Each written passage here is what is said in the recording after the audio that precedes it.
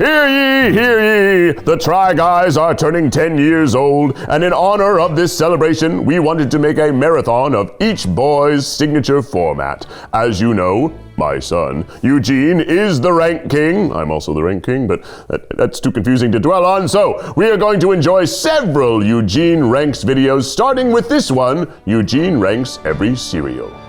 Enjoy. Good morning, kids! No, I'm not doing that. Good morning, kids.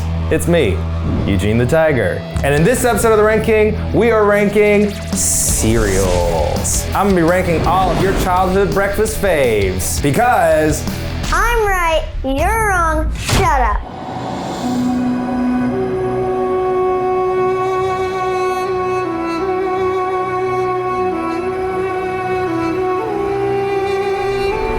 please welcome my very special ranking guest, Jamie! Yeah, yes! That what an entrance! Yeah. Yeah, are you wearing this like a sari or a sash? It could be, yeah. Ooh, what if we do like a skirt? Oh yeah. I would say that you might be the world's #1 Try Guys fan. Yeah, probably. You know, I've been watching the Try Guys for about 3 years now. Who's your favorite Try Guy? Eugene, yeah, rank king. Wow, the taste just jumped out. We met you for the first time at our inaugural Try Guys tour show here in LA. Yes, you did. And you got to come backstage and say hi. That was amazing. Favorite part, obviously your dancing. It was iconic. Jamie! Wow, you should be the next rank king. Every opinion you have is just totally right. Yeah. Gosh, we need to hire you. Miles, can we fire you and hire Jamie? Yeah! Do you want us to do that? Yes. You know, I don't think you're pulling your weight. I agree! Before we begin, let's talk about 3 criteria for this ranking episode for cereal. Okay. Number 1, packaging. The aesthetic, the font, the color scheme, the mascot. Does it look cute? Does it look like the creators of the box put time and effort into making this box scream cereal? Never mind, you need to be at a fashion house. Number 2, most important of all, Right. the taste. Yes. So although we don't endorse eating the most sugary cereals you can, I'm gonna rank them based on just pure taste and experience. The crunch, you know, the mouthfeel. We're gonna turn Chicken Watch into Cereal Eat. Hashtag branded it, hashtag copyright, hashtag Jamie. Hashtag Chris, watch out. Oh, you know Chris Reinecker too? Wow, you know everything about us. Yeah. Third and final test, which is very important, the sogability. That's not a word. The Sogginess? soggy factor. Ooh, soggy factor. The third and final criteria, the soggy factor. That's You the need worst. it to withstand the crunch. Do you think this will be the best Try Guys episode ever? I mean, I think so. I think the fans agree. Actually, no, I don't want you to replace Miles. I want you to replace Zach. Jack Douglas tried to do that. He did, but he's also not Jewish, so this is more simpatico. Yeah, we're both probably gonna lose our hair eventually. Can you edit that part out? No, we're not. We're not editing that out. This is viral video, baby. We're going crazy. Oh man, that was my Keith impression. Veins pop out. It's so gross. Are you ready to rank the top 23 cereals in America? Yes. You will get to rank your choices first. I don't get to say anything. At the very end, I'll close ranks and show you my final ranking. All right. I'm right, you're wrong, shut up. Let's bring on the first cereal. Cornflakes. Before we open, let's talk about this packaging. I think it's a little plain. I mean, on the package it says the original and the best.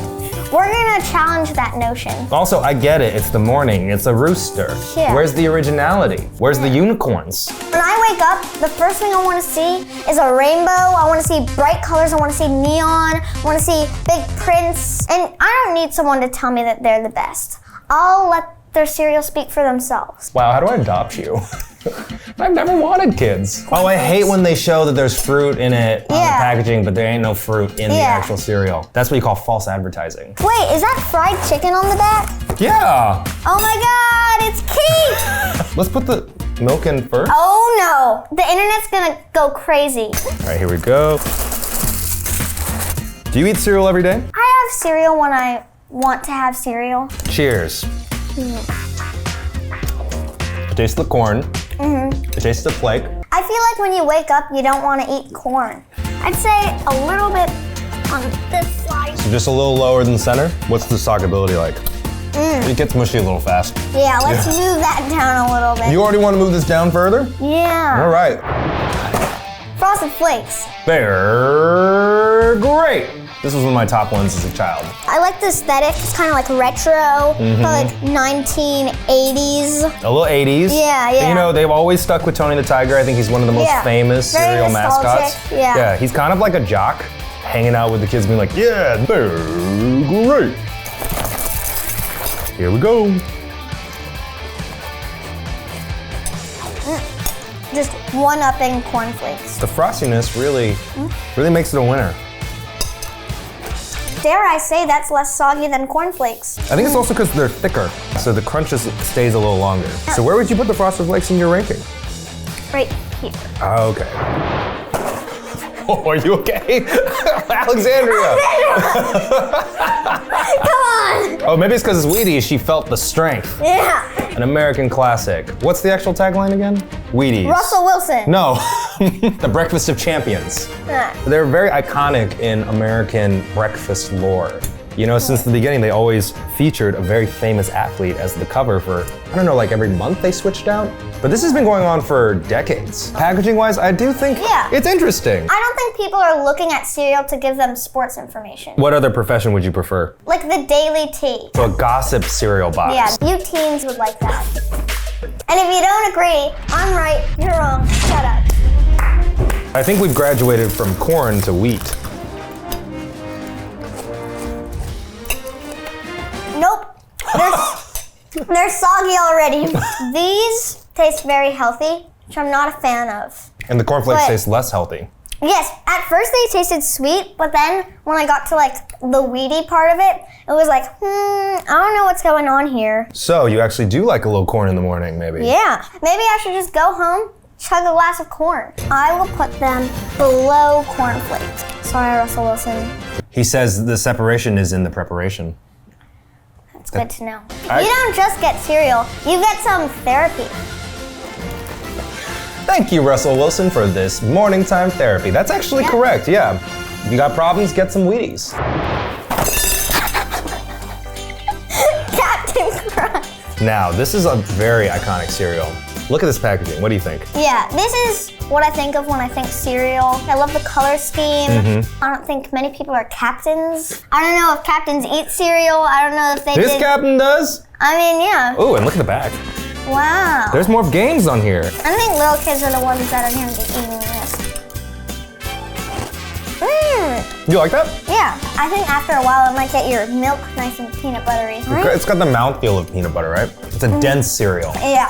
These were all very flaky. Sockability, they're still crunchy. Oh, yeah. I think it's the shape and how dense they are. This is the most I've seen you eat any of the cereals so far. Yeah. This is going to go right above Frosted Flakes. Yeah, I'm into it. You go, Captain. So now I underestimated him. You did. I feel bad. No, it's okay, but now you want to be the captain. Yeah, now I want to be the captain. Yeah, you are the captain. I am the captain now. Pops. This was also a staple of my childhood diet. Do they pop? No. Oh, come on. More false advertising. The only thing that really stands out for Pops for me is the yellow of the box. Points for packaging. It's always the yellow, because a lot of these tend to be red and blue. Ugh, this is taking me back. Nostalgia.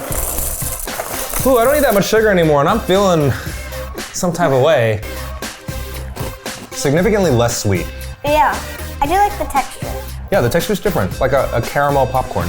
Yeah. Yeah, or like a kettle corn. Oh, yeah. Yeah. So Okay. points on texture. Yeah, now for the soggy factor.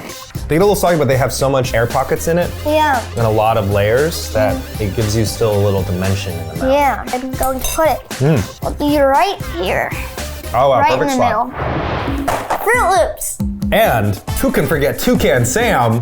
Aw, so cute. Isn't he fun? He looks so happy. He is. I've never seen a salesman as happy as Toucan Sam. He's always in the forest, sharing the Fruit Loops to the other forest creatures. He's really raising the next generation to be so kind, so sharing. He's more of the rainbow unicorn we're looking for. Yeah. And they're advertising a free book. That's great.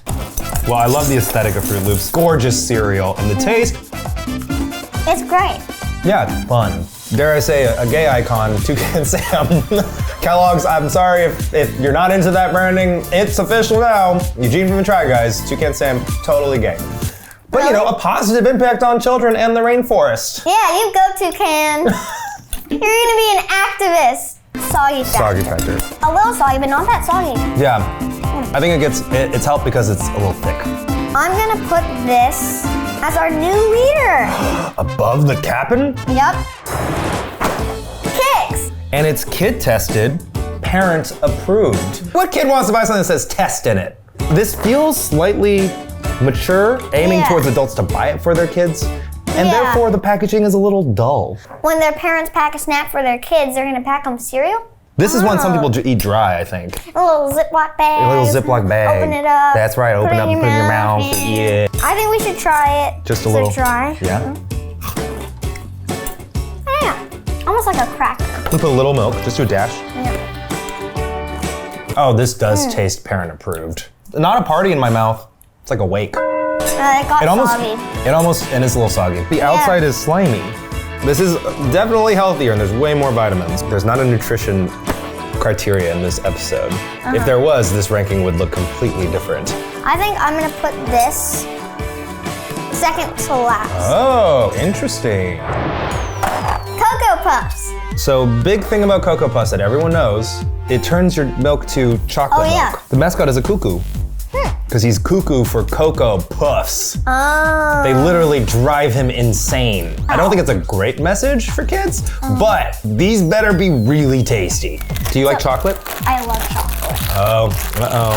I think he might eat it for me a lot. Mom says no. Just enough to see if it turns brown. Okay. You just need a touch, yeah. Oh, see, it's already turning brown just by touching it.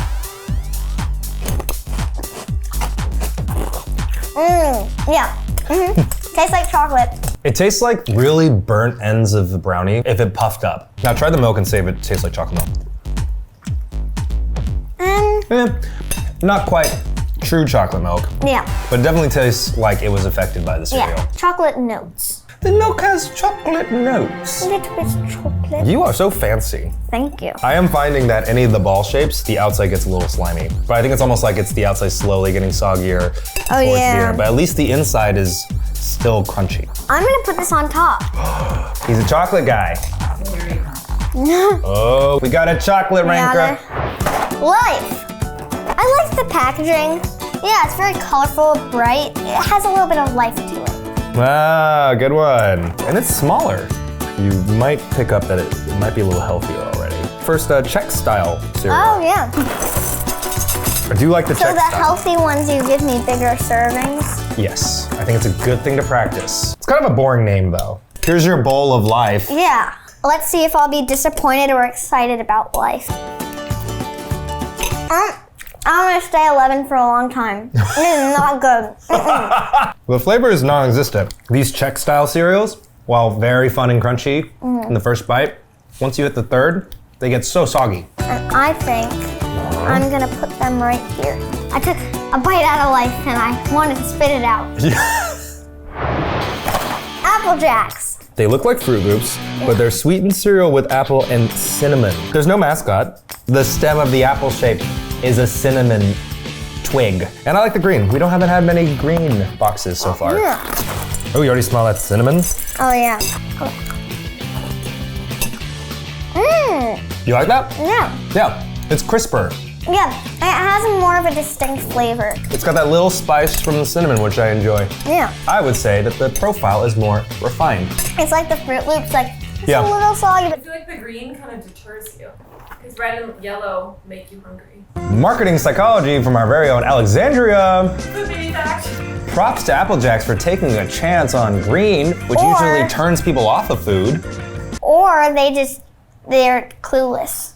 Where would you put this? Right here. That is. I can appreciate the nice flavor profile. Ooh. Raisin Bran. So Raisin Bran gets a little bit of a bad rap for being what people call older people food. The box is purple. First purple box I like I've seen. the packaging. And look at this little guy. It's I mean, look at that smile.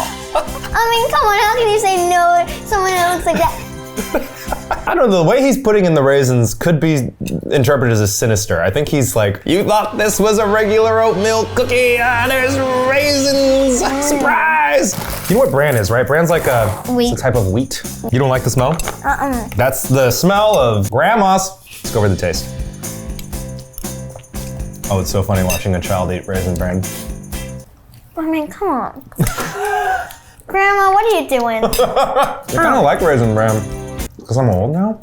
I do think it's a more exciting flavor for a healthier dish because it has the bran, which is a little darker, and then the raisins give it a little kick. I'm gonna disagree with you. I'm gonna put this at the bottom.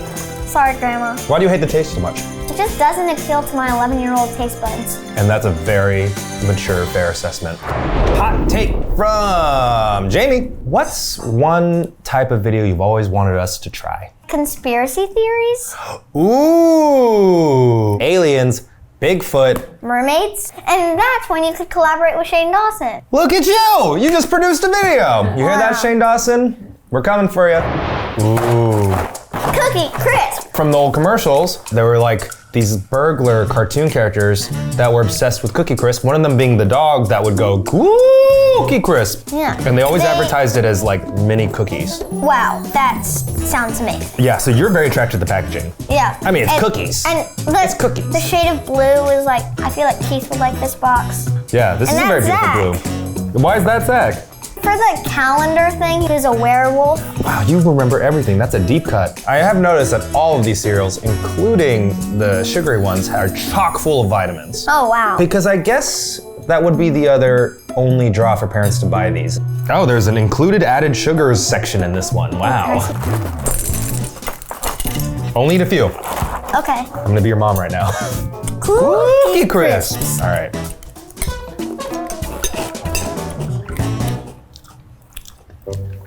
Expectation, reality. They're not terrible, but the expectation of being this happy wolf howling for cookies is sorely missed. These Cookie Crisps do not taste anything like a real cookie. The flavor is almost like stale icing, like on an old birthday cake. The sogability, I mean, they're still crunchy. They're still crunchy. Yeah. But I don't care. I take umbrage with their lie. I'm gonna How low? say below cornflakes. Okay, but above life. Yes. Special K original. The packaging is like plain. This one does not have the strawberries in it. Oh, what are you doing, guys? That one's the best one. That's the one when I was in college, me and all my girlfriends were like, Special K with strawberries? What? That's the shit. And even my guy friends were like, whoa, Special K with strawberries. This does feel more like an adult cereal, Yeah. right? There's rice in this one. And go. Rice, see? These taste like cornflakes. Cornflakes, but with the puffiness Puffier, of the yeah. rice, yeah. I'd Not say bad. the sogginess was better than cornflakes. And since, Try again. let's see. Okay, sogginess is the same as cornflakes. Yeah, I'm gonna put it one above cornflakes. cornflakes. Okay, interesting. Fruity Pebbles. They're the Flintstones. You heard about the Flintstones? Nope. So it's like a cartoon that reimagines like modern stuff in the prehistoric era. Packaging, pretty high points. It's fun and pulling off of a well-known brand. Yeah. That's like if they had Billie Eilish here. Yeah, that'd be great. Yeah, being like, Fruity Pebbles. They're so excited to eat this cereal. I like that you are really valuing the emotion coming from the They're literally characters. jumping with excitement. And it makes you want Their to feet jump. are pointed like this. Yeah. Let's see if our feet point like that when we eat them. Yeah, these look pretty great.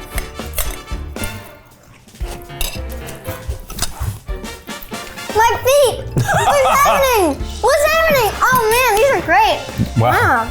I don't know if it's the taste you're reacting to or the fact that you've had over 13 boxes of cereal. You were literally vibrating. Yeah. Do you need a break? No, I'm good. No children were harmed in the making of this video. No. Oh, these are soggy. Yeah, I think because they're so small, they got soggier Yeah. faster than, say, like the Fruit Loops. Yeah. I'm gonna put them below Captain Crunch. You know? But you love the fruit flavor. Yeah, I do like the fruit flavor. Honeycomb. I remember really liking honeycomb. Really huge blown up cereal pieces. Yeah. Honeycomb pattern and just the title. It's kind of in your face. Yeah, this cereal knows what it is. Wow. These You are like really it? good. Yeah. Yeah. I like the texture of honeycombs. There's big Yeah. old puffs. They're like the waffle fries of cereal. It's good, it's like a subtle honey flavor. Yeah, the soggy factor. They get like a little wetter, but they're not super mushy. Yeah, I would put this in front of pop. So I'd say like leading in front of the healthy cereal. Rice Krispies. Snap, crackle, and pop. Yeah. They're elves, as you can see by the ears, which means they're probably smaller. He's a chef. He's a sailor person, I think, and he looks like also a captain of some sort. They look kind of retro though, the animation, Yeah. right? It's like they look a little old. I will say there's a weird lack of detail in this negative space. This needs like snap, crackle, pop. We gotta do the test of the sound. Yeah, ASMR moment. It's working. Yeah. The problem with this though is if you wait the whole time, they'll probably get soggy. Rice Krispies. Yeah, it's okay. They get soggy very They quick. got soggy really quickly. I'm gonna think that it makes up for it because you can use them in different ways, like the Rice Krispie treat, which is so iconic. So I'm gonna put it right here. Oh, so below honeycomb but above pops. Yeah. Cinnamon Toast Crunch. It's beautiful. They look like they're gold flakes and they're just like glistening behind the white backdrop and the rainbow letters. They're literally sparkling. Come Is it on. the only one where they have sparkle dust on the cereal? This I is think so. I think it's always funny when they make the cereal anthropomorphic, where they make the cereal A want person? to eat his sisters and brothers. That's cannibalism. It's dark, twisted, and they must be really delicious. You ready to see if we're gonna be cereal cannibals? Oh my God. Or serial killers? Your mom, she liked it. Oh so my God, they're all alive! Oh wow, and they really want to eat each other. I'm really into this branding. This is Zach. Why is that Zach? Glasses. Oh, that is Zach. Oh no, I don't like sports. Oh, come on, I want to go home. See, I care about you and I don't want to get hurt. I love cinnamon flavored things, so let's try cinnamon toast crunch. You ready? Yeah. All right, these are excellent. Yeah. These are tasty. Oh, they're almost like little mini French toasts. Cinnamon toast. Yeah. Oh. Oh my gosh. Is that what this is supposed to mean the whole time? They're supposed to be Wait, little mini really? toasts? Yeah. Mind blown. It does get soggy because I think it has a crunchy sponginess to it that I think soaks up the milk really fast. Yeah. But the flavor's really good. I'm gonna make some changes here, folks. Uh-oh. Oh, it's about to get crazy. It's about to get crazy. It's about to get crazy. Okay, Captain Crunch going in front of Fruit Loops. Okay. Fruity Pebbles going behind Frosted Tony the Tiger. Tiger. And then Cinnamon Crunch behind Captain Crunch. Crunch. Oh, interesting. Frosted Mini Wheats. Packaging's okay. I like the packaging. Yeah, it's simple. It's a little plain. Whole grain wheat that's like shredded, and they're all clumped together, and they absorb all the milk, and then they have frosting on top. But look how chunky these are.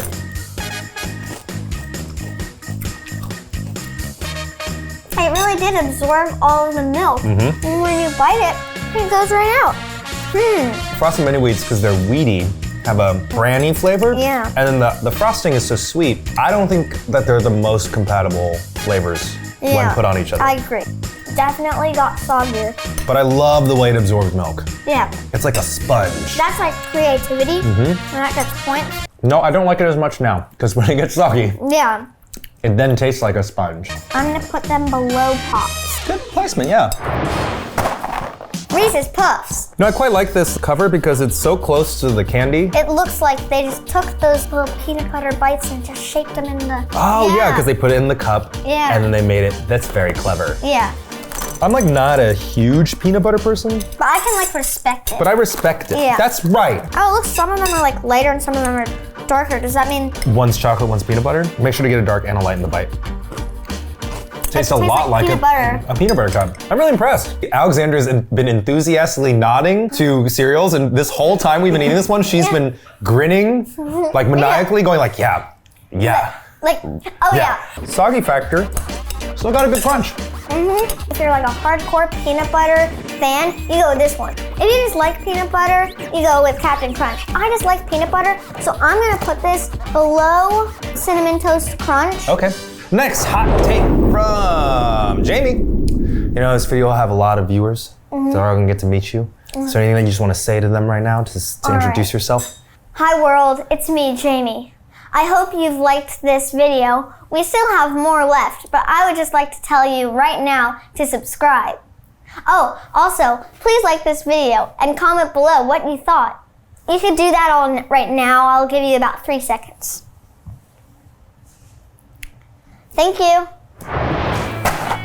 Honey Nut Cheerios. You know, I think these will be competing with honeycomb. Yeah, you know, I think these were actually the cereal I ate most as a kid. I think it's because my parents thought they might have been a healthier option. That's what my mom thinks. But I also actually enjoyed the taste. What's his name? Thanks to Buzz and his real honey goodness. It's Buzz. He used to be in more commercials where he'd be like, hey guys, oh, it's a honey good. That was his voice. He's very wholesome. Yeah. Everything about Honey Nut Cheerios was very wholesome. Charming. Yeah, he's a good guy. He's a good bee guy. that won't sting you. I actually like the gradient. I don't know, I just think this is a classy looking box. Here we come, nostalgia train. Yeah. Choo-choo. Yeah. Yeah, it tastes exactly as I remember it. Good cereal. Let's see the sogginess.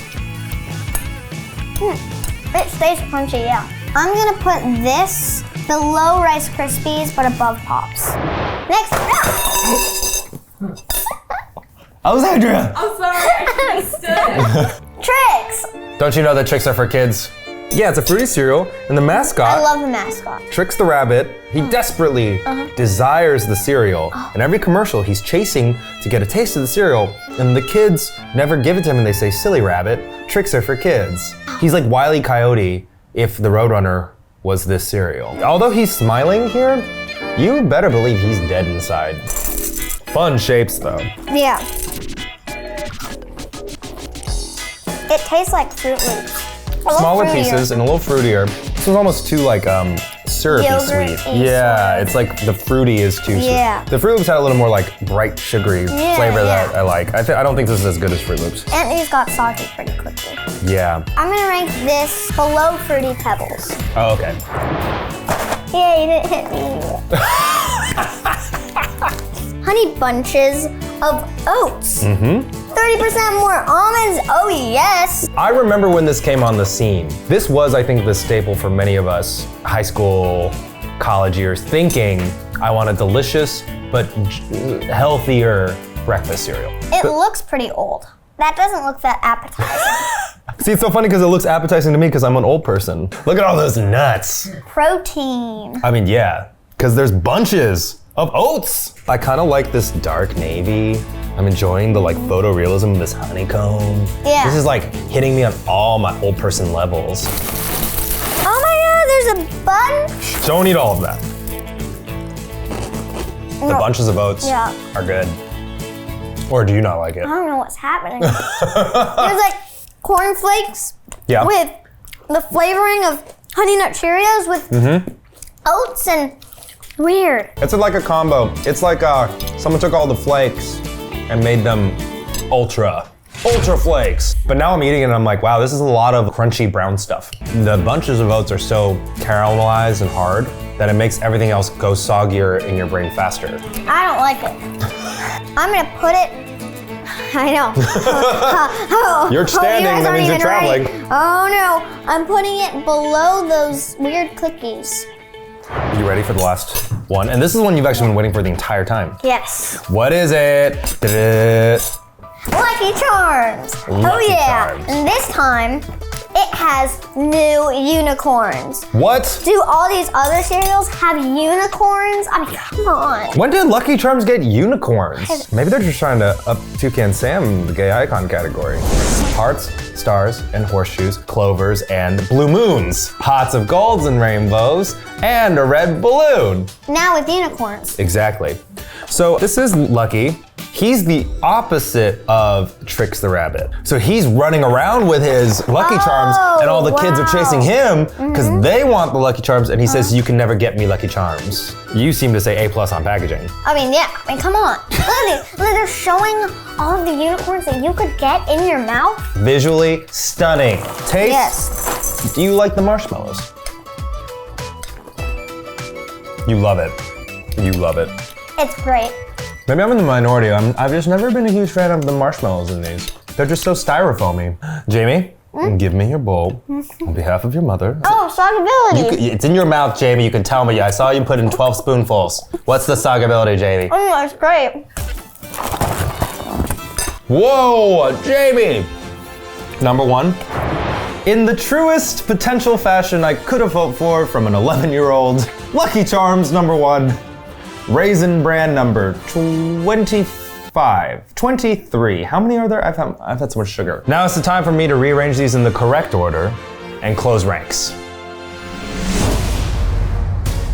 I'm gonna go from the worst to the best and re-rank these the way I envision it. Due to how terribly they advertised something that did not taste the way it should have, Cookie Crisp is my worst cereal. You don't call it Cookie Crisp, have it taste nothing like a cookie. Frosted Mini Wheats. I don't get it. I just don't think whoever came up with this was sober. I'm gonna go with Trix. Strangest, most artificial flavor, and I really hate how they treat that rabbit. I think I'm traumatized by those commercials. Silly kids, give Trix a taste. I'm gonna put Fruity Pebbles down here. Okay. I really don't like how small these are. At some point, you're gonna put Raisin Bran. Way above other things.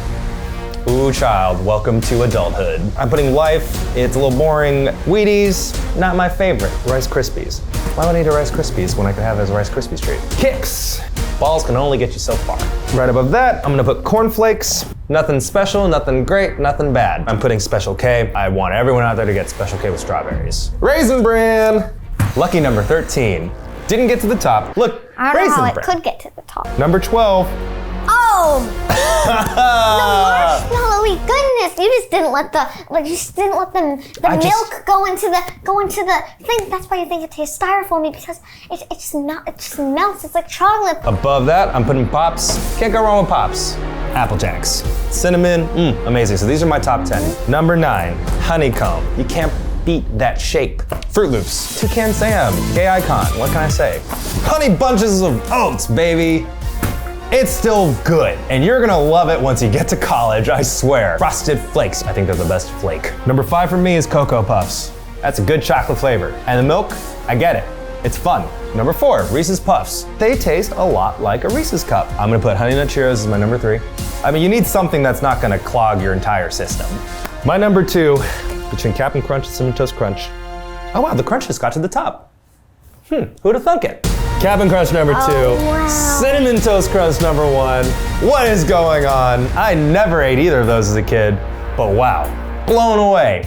Okay, so this is my final ranking. Number 1, Cinnamon Toast Crunch. All the way down to my last place, Cookie Crisp. I feel like you had way too much sugar for today. Yeah. I think you should go home and eat a vegetable. But thank you so much for joining me. How was your first viral video experience? It was great. Yeah. Are you still mad that I put Raisin Bran towards the middle? Yeah, you know, I don't think I'll ever understand the reasoning behind that. But, you know. I'm right, you're wrong, shut up. That sure was part of this complete breakfast. But sometimes you want a snack, am I right? Please enjoy Eugene ranks every chip. What chip do you love? Hi, I'm the Rank Pup Kimbop. Today we're ranking my favorite thing to eat off the floor, chips. How's my nose? Hi everyone, it's me, your actual Rank King, Eugene. I have some special guests on this episode. It's gonna be my puppies, and also 2 of my favorite people in the world. Don't tell one of them that I like the other one better. We're here. Wait, are they here? I'm back. It's the show where I rank things. And today we are gonna rank the most popular chips in America and then rank them from best to worst. Please welcome my rank wife Becky and my rank wife's husband Matt. Woo! You can come in, that's your signal, come in. Hello, welcome to the Rank King again. Well, welcome back, Rank Wife. Thank you. Now, since I have 2 special guests, y'all get to decide the initial ranking, and at the end, I'm going to close ranks and lay down the hammer and tell you what I think is the actual best to worst. I thought Kimmy was going to decide. Yeah, I thought he's gonna pick the chip based on flavor. He's gonna think every chip is best, because he's gonna try to eat them. Do you like chips, Matt? Love. I like chips, but I usually like the very delicate, crunchy, flaky, chips you have like with your aperitif. Yeah. Wait, should we have him on this side because he's against the grain, or should we switch him? You sat in front of your color. I was sitting in front of this. Camouflage. Best. Oh, what does that say about Becky? I don't know. She sat next to worst. What does that say about her? There's not gonna rank divorce real soon. I know a lot about divorce. All right, switch spaces. Come on, Emma. Do. Not wanted over here. Now you guys complement your backgrounds. Becky, what's your relationship with chips? Yeah. I love chips. Everyone in the Miller family, like it's a known rule, you don't buy chips. You don't buy chips because you'll eat all the chips. All right, we're going to try the chips in order from the most popular in terms of sales to the least. We've not only chosen the most popular chip brand, but also its most popular flavor. So I already saw the list of the most bought chips, and I will say that my actual favorite chip brand, which is Hawaiian Sweet Maui Onion, is not on there. So I'll hold an invisible spot for it in my mind. Like all our rankings, there are 3 criteria. 1, the design. How does that label look? Does it make you want to go, I could be a couch potato and eat these all day? 2, the taste. I mean, does it have the crunch, the flavor, the saltiness, all that good stuff? Can't stop, won't stop. Don't stop. Believe Can it. you finish the whole bag? Do you want it? Because that's like the true sign of a great chip. 100%. I'm right. You're wrong. Shut up. All right, bring on the first chip. Lay's potato chips. Nice throw. These are like good old-fashioned potato chips that you would have like in your school lunch. Look at Kimmy's face. Kim's like, can I have it? A third of the bag is chips. The rest of it's it all is air, not chips. you know? You Yeah, gotta- the chips start here. I mean, there has to be air so they don't Yeah. crumble. I know, but air to chip ratio is still disappointing when you see like half Yeah. the bag missing chips. Yeah. I guess for the design, if it ain't broke, don't fix it, right? When you see a yellow potato chip bag, you think it's Lay's Classic. Well, did you know throughout the 1930s? Well, you're not gonna present it like you knew it in your head. Matt's gonna be our facts man, because I like to say facts about stuff. So Matt, hit us with an interesting Lay's fact. Did you know that throughout the early 1930s, Lay's founder Herman W. Lay would sell the chips from the back of his car? I don't know if I'd buy chips from I was gonna back say, of would you? someone's car. I mean, in the 30s though, maybe. Let's go ahead and talk about the taste. Wow, I did that real sexy. Different. Yeah, all together. Okay, let's try the chips. I was trying to. They are a bit oily. Salty. Here's the exact chip that you want when you're having a cocktail, you know? No, it's not. Having aperitivo. I think of chips when you're I'd have that with a beer. you need something to eat while you're watching Bridgerton. Becky, what's your review of Bridgerton season 2? Jonathan Bailey is so pretty. You know he's gay, IRL. I mean, I would be gay for it if it was possible.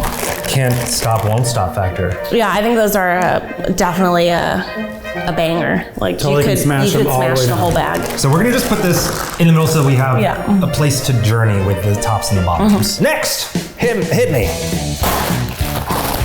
Doritos. Classic. We're doing the nacho cheese flavor. Feels like they're really leaning into the Doritos are extreme. Yeah, these are like the Monster Energy drink of chips. Matt, hit us with a fact. Doritos were actually invented in Disneyland Wait, what? at a restaurant called Casa de Fritos. Maybe that's why it starts with a D. Doritos. It's very satisfying opening these bags. This one even looks fuller though. I know we're not gonna rank it based on the year, but I do like it's a satisfaction. It's very important for you? Yeah. All right, let's go for the taste. Wow. What's not to like, you know? The Reminds you of flavor like a pool explosion. party. The question is, could you finish the whole bag of this? 100%. Doritos go higher than Lay's for me. I would do. No, I would do the this. opposite. No. Our parents are fighting. Let's just start with this. Let's just start with this and What see is how it this goes. patriarchy? Oh no! This is coming back to the middle. Oh no, they're fighting. These- Oh no!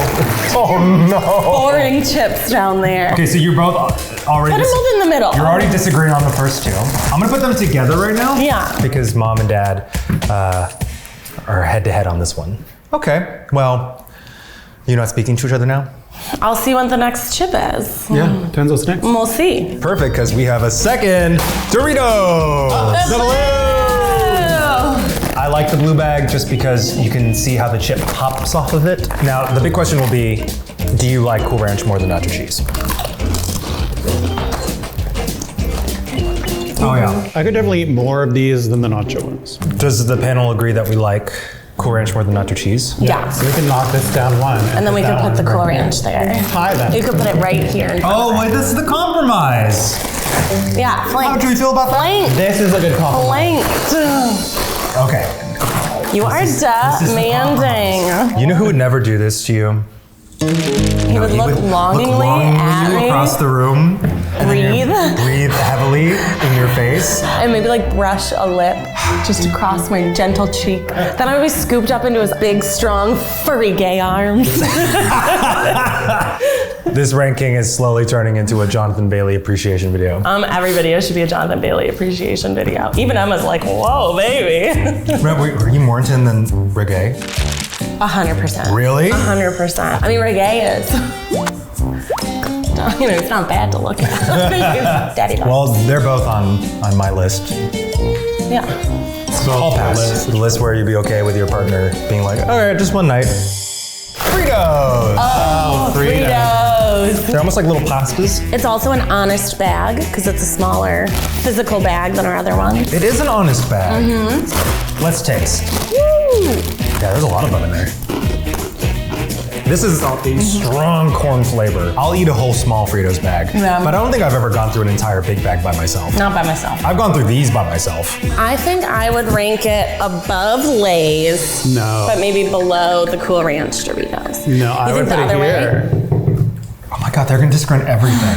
Now, Matt, do you agree with the most important conversation is how hot is Jonathan Bailey? Yes. Is he more attractive than Reggae Jean Beige? No. They disagree on everything. Wow. Next chip. Cheeto. Oh, Cheetos. Cheetos. Are these even considered a chip though? These are chips. What would you classify this as? A puff. Cheese product? A cheese puff. This is a chip. We're considering this a chip. Let's talk about the branding. This appeals to me as a child. Oh, 100%. But also as an adult, just like, I don't know, you don't forget Chester. Chester's on my list too. Chester's on your hall pass. Chester's on my home pass. Okay. You wouldn't do Chester Cheeto? No. Have a Cheeto. Oh, perfect. Thank you. I mean, the most striking thing about these is really the color. Radioactive looking orange. I think they're so good. Could you eat the whole bag of this? 100%. Really? 100% could eat all the bag of 100%. Cheetos. I get sick of the flavor after a little while. I think these go here. I think they're right underneath. What is with your? You love the You Lay's. are milk Oh my toast God. with your Lay's. I'm agreeing with Becky. Next. Coming. Flamin' Hot Cheetos. You knew we couldn't do without it. Like there were certain things when we were in grade school that were coveted if you got in your lunch, right? Cherry Coke. Is that a big thing? Yes. Well, all pop. Vanilla thing. Coke. Yeah. I love Ew. vanilla God. Coke. So good. Why am I Are with, you I'm really okay? upset. Like blink twice if you want to come live with me and Keith. But these were like prized possessions. Prize was it. You'd be like, oh, I'll give you my little brother for your Flamin' Hot Cheetos. 100%. And also, I mean, come on. It's Chester being cool, but his breath is on fire. It's like a little cheesy, but it has that kind of fire. Would you eat a whole bag of this? You can't stop, won't stop. No. Not that size. I think I like them more than At Cool the Ranch. top? I think I would put them at the top. Pretty much The Lay's everything. have to leave at some point. What if we switch the regular and the hot? Since you don't have a preference for either. That's fine. You're just in love with plain Lay's. Let's find something you'll agree on. Next chip, Pringles. What flavor is that? That's a weird flavor. Pizza. It's the most popular Pringles flavor. I didn't know that. I mean, everyone knows that it's Pringles and they Yeah. can't. It's- Once you pop, you can't stop. Untouchable. I love that you can throw it in a purse, you can throw it in a And it's backpack. like phallic, which I'm always into. Yeah. I mean, Becky, this is just calling Yeah. your name. Nothing half I saw full that. about this can. Now, before we eat these, I want to share this fun fact. It'll make it really enjoyable for you. Did you know that the inventor of the Pringles can, Frederick Barr, was buried in a Pringles can? So they made a giant Human-sized Pringles coffin? Or maybe his ashes were buried. Who knows? Well, that's a really weird fact. I don't really like it. I like regular Pringles better. Can you eat this whole thing? I could. 100%. Not this flavor, different flavor. I would put them under Fritos. You put this under Fritos. Yeah. You agree? Somewhere around here. Yeah. Yeah. Okay, they agree on something for once. Yeah. Becky does have taste buds after all. Matt's not gonna have any buds after this. All right, next. Ruffles. Sour cream and onion. Oh. You know, it's very different looking than all these, honestly. I know, but something about this design looks a little all over the place to me. I think these deserve to go above the Lay's, which deserve to go behind the Fritos. No. If these are above Lay's, then we have to keep the Lay's up. Like this. I feel like I'm being compromised way more than Becky's being compromised here. She got her way now 1, 2, 3 times. I was just because you wanted these. Like, you can't count every time that I said no, Lay's can't be number 1 as me getting my way. Well, yeah, you got it. Next, Sun Chips. This already feels more like it's advertising itself as a healthier option. Are they actually healthier though? I always wonder. I think they're definitely marketed to be healthier. They're marketed as healthier. I mean, the thing I get is the grain. Like it tastes grain-based as opposed to a distinct potato taste. I think I like the texture, but the actual flavor of the chip is not as good as what's already on the table. I can agree with that. I would not be able to eat this whole bag. No way. I would put it at that. It's like what I would get if I'm trying to feel extra healthy at Subway. I'd put it at the end. Well, you agreed on something. Next. Funyuns. Controversial opinion, I think the bag is ugly. I think Funyuns are gross. And everyone in my high school would eat them like crazy and everyone smelled like shit. But did you know that Funyuns were originally going to be called Onions? But the name was already taken. It sounds like you're saying onion. Like hello. No, not onion. Onion. Honestly, it doesn't have enough onion. No, not enough onion, and like the texture is like burnt almost. It's like the breading of an onion ring, but not the onion. Yeah, it's like the Disneyland of onion rings, where you could like smell it, but you can't actually taste that flavor. I think these for me are below Sun Chips. Yeah, me too. I would eat Sun Chips before I would eat onions. Goodbye, onions. Next. Taki. And this is a Fuego flavor. It was made with solar, made with renewable wind and solar Becky likes it already. The design, the bag has the fires like embossed. It has like almost like a sheen to it. And if you haven't seen the Charli D'Amelio ad for the blue Takis, it is perfect. That was intense. Takis are seriously intense. That's intense. They're sour, more sour than ones I have before. Really tangy. I like the crunch a lot. And I really like this purple bag. That goes on my hall pass. Yeah, I don't think so. Purple things. So many purple things. Purple. Prince. Grimace from McDonald's. Is it your own color for the Try Guys purple? And I would yourself. Yes. Me, Prince, and Grimace. Do you think you can eat the whole bag? Yeah. I'm putting this as my front runner. The Taki is my Lay's. Well, then we can move both the Taki and the Lay's to the front. That's the compromise. I'll move the Lay's up front if it means Takis can be number 1. Okay, sure. Wow. Deal. You're just really like haggling over We're here. wheeling and dealing, baby. Next, Cape Cod. The Kettle Crunch. So this is our first kettle cooked chip. The label does look like it was made in Microsoft Paint in the 90s. I don't know, it looks like a fancy wine label. Sometimes less is more. It's just a little corny. Yeah. Even though it's potatoes. Okay, let's open. Or that kettle cooked crunch. It's the first thing you get. Gives your mouth a little workout. Oh yeah, I don't like it. I mean, listen to this. It's a good crunch. I almost compare this to like when you get a really good sourdough or baguette with a really hard crust. I would not be able to eat the whole bag though. So I put them above Funyuns. You put them way down there? I would put them above a Cheeto, like maybe around here somewhere. Above a Cheeto? This is a very controversial ranking. Next. Salt and vinegar. Kettle I feel like brand. salt and vinegar. I like the simplicity of the branding. I like how the style is just like words. Yeah. Ooh, I do love salt and vinegar. Now texturally, do you find them different from Cape Cod? Because they're both kettle cooked. The Cape Cod ones are like harder. Cape Cod's like These are less crunchy. Yes, I like this more than I like the Cape Cod. I'll probably eat the whole bag. I'm not gonna lie. Well, he chose last time, so where do you want to put it? Okay, we'll put it here. After Frito. Next. Actually, these are so popular. Okay, the one thing I like most about this is the label says America's #1 finger hat. Let's talk about the aesthetics. I would say I know bugles more from just seeing them in a bowl than the actual bag. Yeah, I don't really have much association with the design. Well, like little witch nails. Come on your finger. Put it on my finger. This was flat. Put it on my finger. Flat too. Oh no. American Lace is not our favorite hat food anymore. Maybe this stuff leaves so much air, they just break. Do bugles not go on your fingers anymore? No, they do. Our fingers are too big. There's a lot of. What the hell, bugle? They don't taste too oily. They're a little light and puff. Like these are veering towards cereal for me. The texture. Where would you put them? There. Right under Fritos? I was thinking like over here. Maybe here. Here or here. I'm gonna listen to Becky on this one. Oh, you listened to her last one. I'm right. You're wrong. Shut up, stupid. What do you say, Matt? You better watch yourself. You're gonna find some chips in your bed later.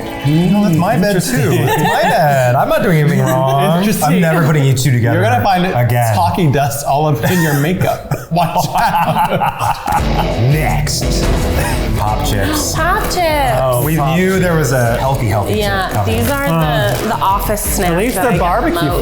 flavor. But Pop Chips are backed by celebrities, actually. Did you know in 2011, You didn't have to memorize the facts. Ashton Kutcher, David Ortiz, and Diddy were all investors in the Pop Chips company. Pop open the Pop Chips. Pop it. Can't lie, they look like how I imagine Body of Christ tastes. Tastes fake. The only way you really enjoy this is not having a lot of delicious full-fat chips right before. Yeah, that's true. I would eat this before I would eat a Funyun. All right, that's fine. Keep bunches of, you really hate Funyuns. And next, Miss Vicky's. Ooh, the jalapeno flavor. But it is also in French, which makes me think that this must be popular in Canada. What's Canadian from? brand. Yeah, amateur de Coustille. Bonjour. Down home country feel for the branding. Chewier. They got the crisp up top, but they have a longer chew. Probably my least favorite of the kettle chips that have been presented. I mean, these I could eat the whole bag. So you'd be chewing for hours. Yeah, it honestly like kind of even hurt my jaw just then to chew it. Okay, well, where did you put the Miss Vicky's then? Oh, this is a crowded table. I only got one more left, huh? But first, do you like my dog's outfits? Yes, I think Emma looks like a slutty little schoolgirl. She doesn't. Flower She looks like a little tart. No, she looks like she's working. She's like Little Yeah, House she on does the look like Prairie. she's working. No, she's not working. That's She's a trying to show off her perfectly gams. innocent outfit. Trying to show off her gams. One more chip. One more chip, and it is TRY Chips Exotic Potato. Ooh, I didn't know Why are potatoes they were so exotic? exotic. Yeah, I think it's just a lot of different types. Purple, Sweet from Yukon, Japan. blue potato, and ruby dipped vegetables. And it's very sleek. It's sexy. Very it's a hot sleek. bag. It feels adult. This is the Toys R Us section, and Yeah. you've wandered into the 18 plus. Uh-huh. Yeah, They it's check like your ID if I when was a you walk kid, I'd be in. like, can I buy these chips? Yeah. This bag wants to. That bag. That's bag. Yeah.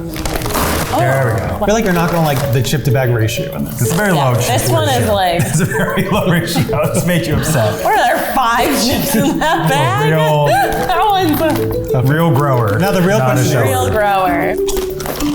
It tastes healthy. Like less processed. I like how you're getting kind of a different bite, different flavor depending on the chip. Look how beautiful they are. I mean, just show the camera. Look how pretty. They are aesthetically the prettiest chip. But would you eat the whole bag? Yeah, because there's only 5. I guess it would be easy to eat the whole bag. Can you agree on the final chip placement? I think. Look a little closer to home, Becky. Are you joking? Wait, you want to put them Are high? you insane? Yeah, I would put them higher than some of these. I would put them like by bugles. Yeah, I was gonna say right around here. Because the kettle chips are, there's gonna be a shakeup of the kettle chips. I Okay, I'm gonna can't put it over stand for this. So let's just put it here for you two. Yeah. So this is your rank When's wife the and final rank one wife's done? husband Oh, ranked. ranking. Their Lays and Takis are number 1, and then their worst is Funyuns. Herman Lay is coming to get you. I'm saying now before I close ranks, The Lay's is gonna move. there's a lot that's gonna move. All right, I'm ready to close ranks. We have a surprise chip for you. What? Jack? Yay! Oh, party size! Party size. Hawaiian brand sweet Maui onion chips. Oh, these are good. Ah, these are so good. I won't include them in the ranking because it will be unfair because I will put these number 1. Yeah, that's your No bias. questions asked. It is my bias, as we say in K-pop. Go buy these if you want a good time. Now it's time for me to correct my wife and wife's husband I because think it's perfect. I'm right, you're wrong. I'm not gonna say shut up to him because he was giving me the look like he's gonna get mad at me later. First change. I'm going to take away the 2 first places. And I'm gonna hold on to them because I don't think either of them are my top spot. What? Marry the Cheetos together. Oh, okay, yeah. I think I like regular more than Flamin' Hot. Also Doritos. I'm putting Doritos up here too. See, flavor. Flavor needs to be at the top, man. I like Takis. Yes. Everything I'm picking is just colors. Oh, I would put Pringles here. I just think Pringles are so unique and interesting, and I always finish the whole can. I like kettle chips. I kind of like Ruffles more than the classic. I don't think so. I'm gonna drop Pop Chips at the bottom. I think those are just weird. The ranking is spoken. I have changed everything. I'm making one more executive decision. Production was so nice to go get this chip for me because they heard that I liked it so much. What? Making it number 1. I'm making it number, I don't care, it's my show. Number 1. Number 1. And look, it's so pretty up top. Well, that's my ranking. How do you feel? Are you upset? Yeah, you're gonna be eating a lot of Lay's potato chips. I see a lot of Lay's in your future. I don't want it. Well, this has been another exciting episode of Ranking. My less hall pass choice is Becky. Because she agreed more with my ranking than you. Wow. Yay! Wow. Becky wins! Becky wins! Take us away, Pesto, with my catchphrase. I'm right, you're wrong. Shut up. Bubbles, bubbles, bubbles! We all love drinks with bubbles, but what is the best bubble drink? We'll find out right now with Eugene ranks every seltzer. Alcoholic seltzer. Welcome to the Rank King, the show where I rank things. I'm your Rank King, Eugene, and this is my rank wife, Becky. Hello. Becky, I love your shirt. Support trans children. DeSantis. Anyway, today Becky is joining me again to do what we do best. Drink! Drunk amp mode, activate. Beep, bop, boop, bop, boop, bop, boop. Today, we're doing what everyone wants to know because they are very popular in the market right now. Hard seltzers. I don't think anyone has necessarily drank them all on camera for a video like we are about to do now. We're getting real hard today. Real hard. We're getting super hard. So hard. So we've decided we're gonna be intellectuals today. Yes, we're gonna be drunk intellectuals. We're gonna think with our brains and not our dicks. Exactly. So instead of talking about like cute boys, we are going to have some hard-hitting questions. Hard-hitting that we're going to give our hard opinions to. The hardest opinion. We have really strong opinions that are also right because why? We're right. You're wrong. Shut up. That sounds probably bad if you're a drunk person saying that, huh? Okay, what is our criteria today, Eugene? What are we judging these seltzers on? The look, yes. The design of the can. Flavor. Yeah, the taste. Yeah, the taste. Is it good? Tastes good. And the third criterion is hardness. How hard does it make you? How hard does it make you? Wait, I thought we weren't going to be horny during this one, Becky, but it's too good of a pun. Oh, wait, how hard will you go on this? How hard would you pound it? Let's face it, I don't think you're drinking these hard seltzers like casually every time you open one up. So we basically kind of divided these into several different like subcategories. We're going to start with a few brands that are really recognizable. Let's get our first drink up to bat. Gonna catch it, gonna catch it. White Claw! Let's talk about the design. When I think hard seltzer in my head, White Claw is what comes to mind. This is a cash cow. Oh, who makes you cash cow? Who makes the cool cash cow? Chicago! Mark Anthony brands. From Mark Anthony? It's not that Mark Anthony. Oh, that made me so excited. I thought it was. I was like, I need to know. You know? Yeah, I guess it's Mark Antony though, isn't he? Isn't it Mark Antony? Or is it Mark Anthony? I think it's Mark Anthony. I like Anthony as a name. Anthony. Well, I know. That's I forgot. We're not going to talk about Bridgerton again. That was You're not getting horny on this ranking, Becky. Okay, it just became the face of hard seltzers pretty quick. For the good and the bad. Because I think some people also started associating White Claw with just trashy party. I like the design. Yeah. And I like that you can figure out what flavor it is just by the colors. Oh, I am gonna need you to open these because I have my nails. Yes. All right, so we're gonna try the mango flavor, which I know is very popular. Mango. Don't kiss me. Are we gonna kiss? Kiss you. Don't kiss We're not me. horny this episode. You looked like you were gonna kiss me. I was looking at you longingly. You looked me in the eyes. You've been watching way too much Shondaland. Okay, you first. It's refreshing. The black cherry. You know, normally I really hate it, and this actually. This one's not bad. How much am I drinking tonight? We should go to the gay club after this, huh? Grapefruit's good. I like grapefruit's good. Okay, I was prepared to say some like harsh critiques about White Claw because it's so popular. No, I this think tastes nice. Yeah, I think if you would put it in a glass with some ice and like a cute little garnish, it would be pretty good. And the fruit tastes like the fruit it's saying. You know, let's put White Claw just here just to start it off. Get a view of the field. Yeah. Now, hit us with a hard question for us to give our hard opinions. Which makes for the better pet, cats or dogs? Oh, you can't start with this one. I mean, I will tell you, my cats have never peed on my table. That's one of my dogs, and that's not a typical dog trait. Also, It's my just- cats have all their teeth.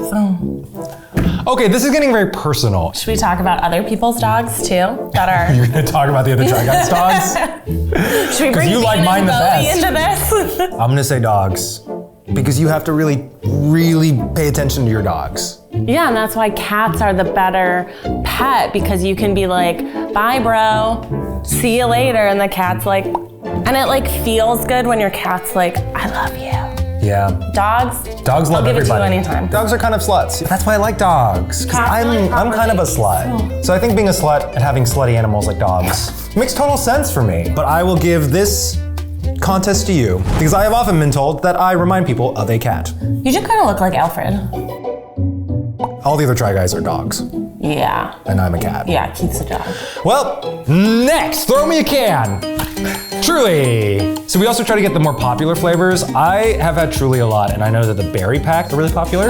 So this has like a raspberry lime, a blueberry, and acai, and a black cherry. I feel like there are two camps of people, and if you're like a White Claw person, you do not like Truly, and if you're a Truly person, you don't like White Claw. Very Pepsi Coke, but like without a clear one that's better, which is Coke. I do like that you see the fruit. I like is that on it. too. I do not like the logo. You don't like how big and bold? I think it's just too big, too bold. I would like it to be a little prettier. I get more of the fruit flavoring up top. This tastes more like candy to me. It has more of that black cherry candy flavor, where the other one was like a black cherry fresh flavor. It was like almost like a fragrance. White Claw is almost like having a flavored vodka with soda water. Yeah. And Truly has a little bit more like you dashed it with juice. Yeah, like this is the main flavor is fruit. This is gonna just go underneath White Claw I think so purely too. because based on our tastes, Yeah, I personal want a preference. little more of the seltzer flavor for it so I can Yeah. drink more. All right, hit us with another hard question. Hard question. Is water really wet? I think water is Does water makes things wet. But people wondering, is water itself wet? Yeah, if you Because- make something else wet, you're wet. But it's already wet. Its form is wet. It's like basic form is wet. But is it actually wet, or is it just water? Because can water be wet? Can you get water wet if it's already wet? You can get water more wet by Like think adding about more this. water. I'm Korean. Where are you going Can I with get this? can I get Korean? Get Korean? What? Right? You are Korean. Is that a false equivalence? Well, I don't think other people can get Korean. How did we get to there from water's Guys. wet? End of Water is story. wet. I'm saying it's wet. I'm closing ranks. Water is wet. Topo Chico. You're throwing this great, Jack. Thank you. Do you guys say Topo Chico or Topo Chico? Topo Chico. Topo Chico. Topo Chico. I think it's personally beautiful. I love Topo Chico as a brand. I think the look is nice. Let's try it. I'm going for the pineapple. Okay, I'm going for See what the flavor's tangy like. lemon lime. I could drink this all day. That is so refreshing. It doesn't taste fake. Oh my god, the lemon lime tastes like watered down Sprite. Isn't that good? That's dangerous. Try the guava. The juice flavor in this feels like extremely infused. It almost feels like juice that happens to be a little bubbly. I can almost not tell that it's spiked. I would go like this, to be honest. Yeah, I think I That's agree for with me. you. Hit us with a question. Is it better to be Instagram famous or TikTok famous? Right now I'm neither, so. Is it better to be That feels Instagram targeted. famous or TikTok famous? I mean, in terms of the contemporary day, TikTok. would be Yeah. better. Which one is better for one's spirit? It's just a lot of pointing at things. Sometimes it's a shimmy. You know, I'm gonna say neither. I think you should just be famous in your own heart. Bon Vive. I had it once when I first found out about hard seltzers, and I was like, this will be the same as a White Claw. It's a pretty can. I like when there's a mixture of like new font, old school drawing. Let's try it. It tastes like they took club soda and then like melted down a Jolly Rancher in it. Candy-ish, but that candy flavor is like not fully incorporated with the water. Yeah, I would say the mango was, to my palate, offensive. I feel like it's not necessarily the purest distillation of that fruit flavor. Yeah. Right? It's a little... It's medicinal. The way it tastes is medicinal. Medicinal and fragrant. So maybe that's your cup of tea. It's not quite mine. I think I'm going to put Bon Vive at the bottom. Yeah, 100%. All right, hit us with a hard question. Is a hot dog a sandwich? Oh, this is the stupid one. Let's go to the next one. Which season is better, summer or winter? Summer. But winter has better clothes. Yeah, but it's cold. But winter fashion. Snow. You took the cat's one, so I'm saying winter. Okay. Only because Okay. of clothes. I'll give you that. We just did 4 relatively popular hard seltzers. I would say these are the well-known ones that I see in the store all the time. And now we're gonna go to a lot of seltzers that came out from recognizable beer brands. Yeah. Bud Light Seltzer. God, I haven't had these. I'm really excited. I've actually never had a Bud Light seltzer, but Bud Light is my favorite beer. My first ranking episode was about cheap American beer. Bud Light was like holding a stalwart in the middle. Let's talk about the label and the design. I feel like they did exactly what needed to be done. It's simple, it's Bud Light. It could have been a little more exciting. They could have put a little more work into it. It's a little bit like I jumped on the bandwagon. It's like I forgot the assignment and I'm turning it in late. Yeah. Bud Light seltzer. I am only expecting to be drinking Bud Light, but I'm gonna get that on my head. Don't think about Bud Light. Okay, I'm gonna try the This mango tastes like first. lemon lime beer. All right, let's see. Oh no. Oh no. It honestly tastes like there's something wrong with the lemon lime. I love your beer. There is something. Stop making these. I'm glad that we're doing multiple flavors because the mango isn't offensive. I would No, the say mango is not offensive. the strawberry and the lemon lime. The lemon just lime is so beyond the pale of what I was expecting in a bad way. This goes to the bottom. That's not good. Hit us with a hard question. Are introverts too quiet or are extroverts too loud? Extroverts are too loud. Extroverts are too loud. Yeah. Next. Jesus. I caught it. Michelob Ultra. Oh boy. Organic seltzer. The can design, I think, it leaves a little to be desired. I mean, it's the same as a Michelob Ultra. Yeah. Bottle. I would just be a little more exciting with the design. It's a little basic, Betty. I wouldn't say I'm a big fan of Michelob Ultra beer, so. This is candy. That's bad. This is bad. What's this try the one? black cherry? Strawberry? Black cherry. Not terrible. Not awful. I still think, mixed berry is my favorite out of the 3. The mixed berry and the black cherry not are offensive. not offensive. This one's not very good, but it is not as bad as this bubble. Not as bad as that lemon. No, is this Not a worse than the chance. Bon Vive? I think the Bon Vive is better. Yeah, I think so too. Sorry, beer brands. Sorry, beer brands. Maybe you stay in your lane. You know, honestly, even though black cherry is a really controversial flavor for hard seltzers, they've been solid across the board. They've been shocking. Yeah. So maybe if Truly all else shocking. fails, just grab a black cherry or a berry flavor. Berry flavors have been pretty solid. Yeah. Hit us with a hard question. What is the sexiest name and what's the least sexiest? We can agree on a least sexy name. Becky, obviously. No. I think the sexiest name is Bobby. Bobby? I was gonna say Ava. And what's your least sexy name? Well, probably because it's my grandma's name. It's Carol. Have you never seen Kate Blanchett as Carol? I'll say Dagmar is not a sexy name. You compared Carol to Dagmar. You said Carol. It's a very common name in Rhode Island, apparently. Your other grandma's name's Dagmar? Dagmar, yeah. Actually, that's kind of badass. Right? There's a doctor next to my dentist. His name is Hyman. Hyman. Tell me he is not an OBGYN. I'm not having a doctor with the name Hyman looking at my Hyman. Okay, Hyman is the grossest name I've ever heard. Least sexy name I've Well, ever we feel heard. bad if he's watching this video. He didn't choose. Clearly the sexiest names in the world are Ava and Bobby. Okay. Next. Corona! Hard Corona. seltzer. Okay. Corona. Okay. I have high hopes for Corona. Yeah. Mainly because I associate it with like being at the beach. I said they went a little more graphic than the other beer ones, so I appreciate that. I like There's seeing some the bubbles little... at the end. Let's see how Corona stacks up to 2 other beer brands that didn't really meet our expectations. They did not. Beer brands are currently on the bottom. Okay, I'm gonna try this I'm pineapple. gonna do passion fruit. I wouldn't say I'm getting passion fruit from this. I feel like these taste a little watered down. I would say the most flavor is coming from the pineapple one. I feel like this one is like a lie. It honestly tastes more like a mixer to me. Corona goes above the other beer brands, but underneath the hard seltzer brands. Yeah, stick to the people who know what they know, you know? Give us a hard question, Jack.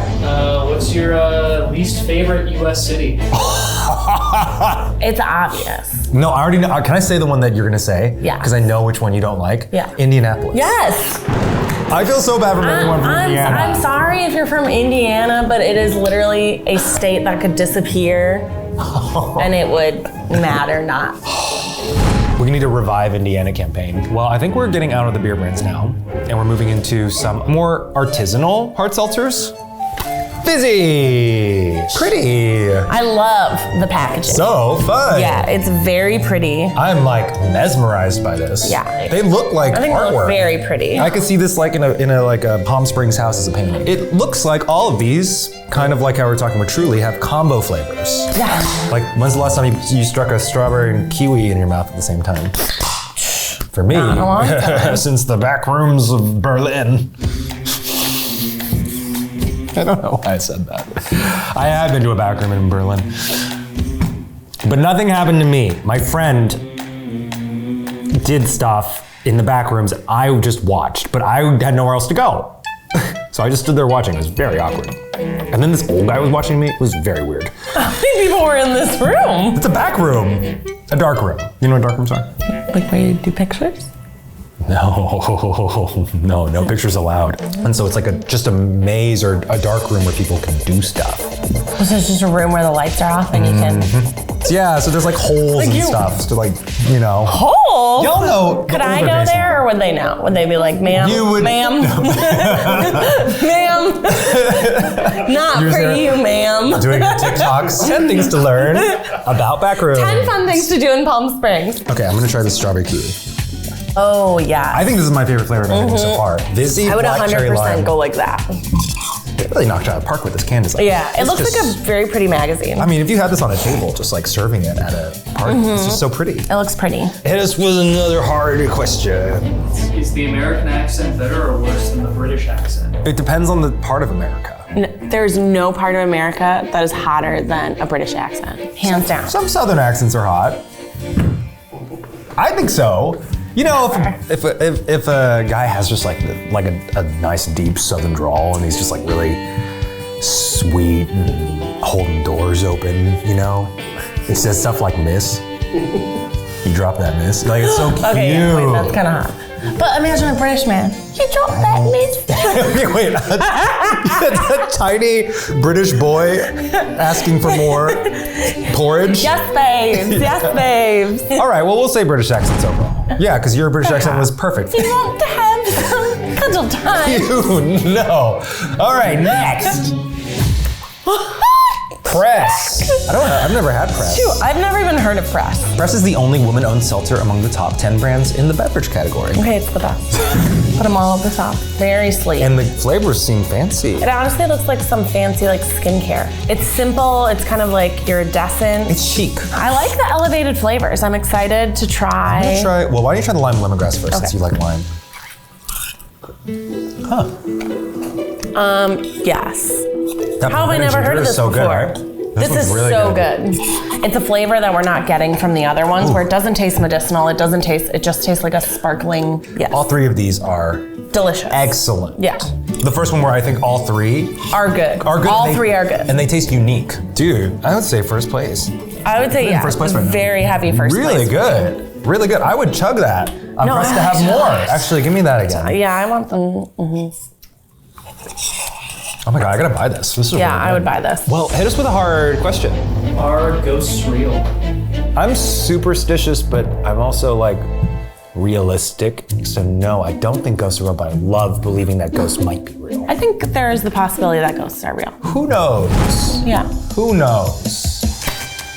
Kona! Yes, Kona Kona. Spiked Island Seltzer. It's from Hawaii, and we have basically what is the first beer can shaped can. Kona is a beer company initially, or is it? Okay, so this is another, but it was more of an artisanal beer. I like the design because, you know, when you do something tropical, you want to look tropical. But I kind of miss the long can. See, honestly, I'm actually a fan of the little short can. Really? Because I feel like sometimes if I get a hard seltzer and everyone else is drinking beer, I feel you'd be a little judged Really? for having the seltzer, and it's very obvious that you have it in your hand. Whereas this, I could be holding it, and you'd be like, oh, she's drinking like a hazy, cute IPA. I'm gonna try this tropical punch. Yeah. That does taste like tropical punch. I guess I don't know what a star fruit tastes like. Tropical punch is probably my favorite. Just I would 'cause say, it's like, yeah, it's the most like obvious flavor. I think it's better than the grapefruit. I think so too, but I think I would rather have a Truly or a White Claw. I think I would rather agree. have a Truly. I agree. Wow, look at us. Look at how sad it looks all. I know. Hey, dude. Okay, well, let's hit us with a hard question. Would you rather be trapped in an elevator with an ex or a crying baby? An X. With an X. 100%. 100%. 1000%. Take the baby. Take the baby out of the elevator. I would be like the fireman would open the door and I'd be like, take it. No, Get that baby out of there. Yeah, get the baby out. 100%. Woo! Yes! Nectar. Okay, so full disclosure, I actually know the person who designed this can is one of the creators of this, so I'm gonna go into this unbiased. It is clearly like an Asian flavor inspired brand, so this is lychee or lychee, however you say it. Mandarin. And yuzu. Yuzu is the one I already know I enjoy. I think it's a really great concept. You know, I am also trying not to be biased, but I think the design is beautiful. Elements where you see the little bit of like the emblematic fruit that it's supposed to be. So this is the lychee fruit, the gold embossing, and it's like a matte It's finish. just so pretty. It's almost so pretty that it makes everything else look ugly. Yeah. Yeah, it's 100%. just really pretty. Let's go for the taste. Okay, I'm doing Mandarin. It's so good. So good. They did a really good job of targeting how these are recognizable flavors, but from an Asian palate. So like the yuzu is lemony, but it has that tartness, the distinct almost like the vinegariness. vinegar of sweetness of yuzu, and it really feels like it's special, but also simple. Like it's not mixing flavors, and the lychee is like, if you haven't had lychee fruit, it's so good. Yeah. But it's also really subtle. It's gonna be tough for me to pick between Nectar and Press currently for my top. I think because I already said I know the person who helped make this, and I was really surprised by Press. I'm gonna put this in second place right now. Wow. It has a really gorgeous can though. Okay. Hit us with a hard question. I'm tipsy. Are we living in a simulation? No.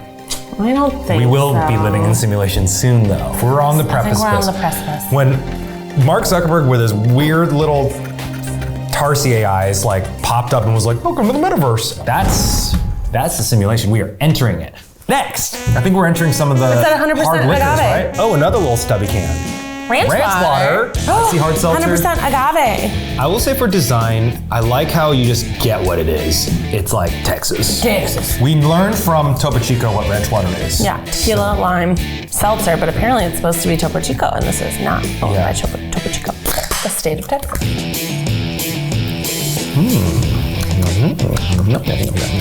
I'm into that. Spicy. Is Oh! it really spicy? That's like hot sauce. Try the spicy. It's like a chili pepper flavor. I'm into it. Yeah, it's got like almost like a hot sauce flavor. I really like the prickly pear and the original. I think are very good. I would put this in third, actually. Yeah, drink at a pool party. It is with a hard question. Least favorite Try Guys video? Next one. Nice throws, Beck. High noon. Ooh, vodka and This soda. is the vodka one. Design-wise, I like the color combo. Beverage. Kind of like retro to me in a way that's cute. Yeah, I could use not having the pineapple here, personally. Well, we got the pineapple. There are other flavors, but we're gonna try the pineapple. That tastes like juice. I think I like this more than I like the Topo Chico. I would probably get this Vizzy flavor first. I would put it here, I agree. in between. Well, we're agreeing on everything. Yeah. After you taste all of these side by side, it's like the juice comes forward and it's quality. Yeah. Hit us with a controversially hard question. No one should ever tell a lie, agree, or disagree. Disagree. Sometimes lies are necessary. Like when I told my parents I wasn't gay for a long time. That was a lie. That's It true. was a lie and many of you can relate to. I never had that exact lie, but sometimes I say I'm... You're gay to your parents. Let's go to the next one. Smirnoff. So Smirnoff is a brand we all know and we've all had. The design, it's almost like a little too much. Yeah. It's a little too much. Doing a lot. It's a lot of fun. Countess Luann. Look, you know? fun. Appreciate that it tried more than the beer brands. Yeah. But it also, I think, went one step too far. It kind of looks like a Crystal Light packet. It's a little much. I don't have high hopes for Smirnoff. But there is a lemonade flavor, which we haven't had yet. And it's hard to f up lemonade. All right, let's try it. Oh no. No. Oof. Man. Oof. Was it worse than the Bud Light? No, I think the Bud Light, it tasted like meat to me, honestly. Just try the lemon lime, because remember we hated this one.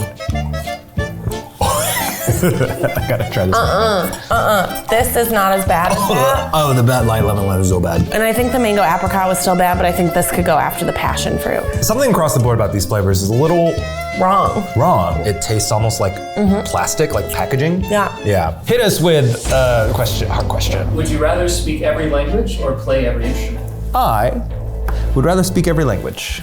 I'd rather speak every language. Yeah, I think because then you could communicate with everyone. Be an omniglot. Is that what it's called? Omniglot. I'd be an omniglot. I want to be an omniglot. I would glot. Malibu. Oh, we're talking college now. Let me tell you, I don't know if it's the same now in colleges or like parties when you're 21. Male straight friends would always be like, hey, we gotta get lots of Malibu, because girls love Malibu. Chicks love Malibu. Chicks love Malibu. Chicks dig Malibu. You gotta get Malibu and orange juice. Okay, I won't lie though, I did like enjoy It's the shape of the Malibu rum bottle. That's clever. I would say if it was on a shelf, it's a little messy, but when I see the cleverness of the shape of the bottle, that took thought. That took creativity. I like that. We both have strong associations with how Malibu tastes. Yeah, I really hope it doesn't. Let's see how much of the hard seltzer tastes compared to. Oh, it's all coconut. Okay. What is this? Is this all coconut? I'm gonna try the strawberry. This lime one is pretty hard to swallow. Oh, yeah. No, the coconut came through. I can't have the last one. I don't think I can. Try the lime one. It's the worst. You can like hide some of the strong coconut, but there's something. Alcoholic sunscreen. Yeah, right? It's like sunscreen. Yes, it's awful. It's horrible. Go like. Good God, it's less than the lemon. Yeah. Do not get that. Get regular Malibu. What's something in pop culture you cannot stand? I am very tired of reboots and sequels and requels. Do I need to know young Buzz Lightyear's imagined backstory? Not really. There's smooches though. Isn't there a gay kiss? Yeah, well, they had to fight Disney to restore it. He's not gay. Oh, it's someone else? Uzo Aduba's character is gay. Next drink. Next drink. Final drink. What is it gonna be? Oh no, it's Mike's Hard. Mike's Hard Lemonade has a seltzer? I didn't know that. Mike and I have a history. That was my introduction to alcohol. Well, now they have a seltzer version. I like that the can is black, but other than that, it does feel like kind of a amalgam of a lot of other designs. Yeah. Like it almost looks like a Truly. Well, did you know that Mike's Hard Lemonade Seltzer is owned by Mark Anthony Brands? Not J-Lo's Mark ex Anthony, you think? Which also owns White Claw.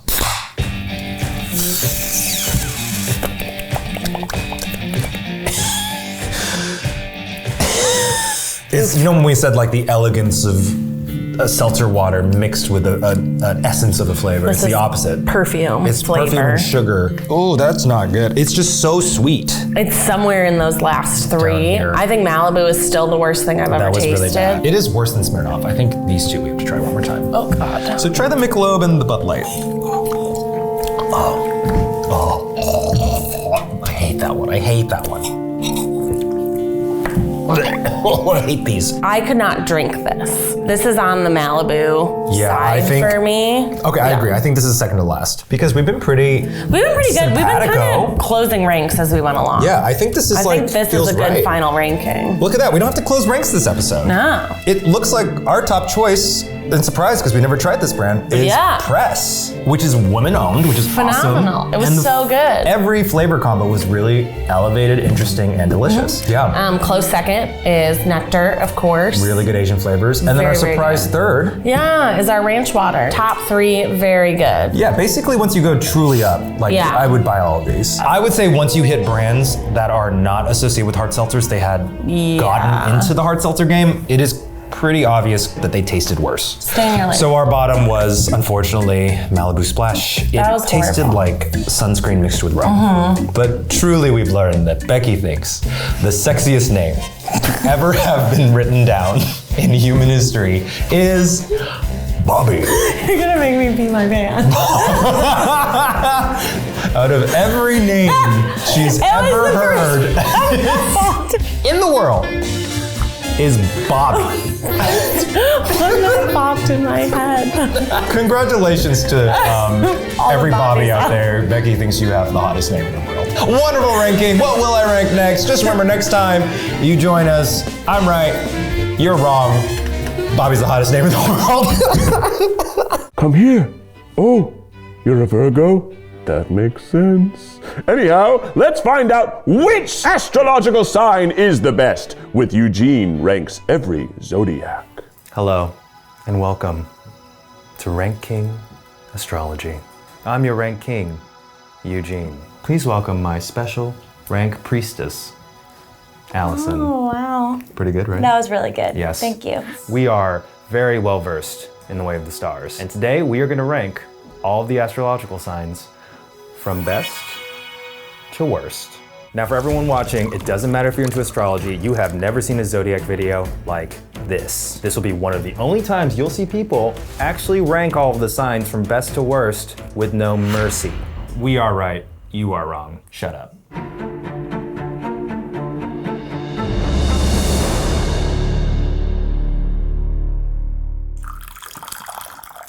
Ooh, the astrology is hot today. So for you to relate to this video, you should know a few basics about astrology. 1, your sun sign.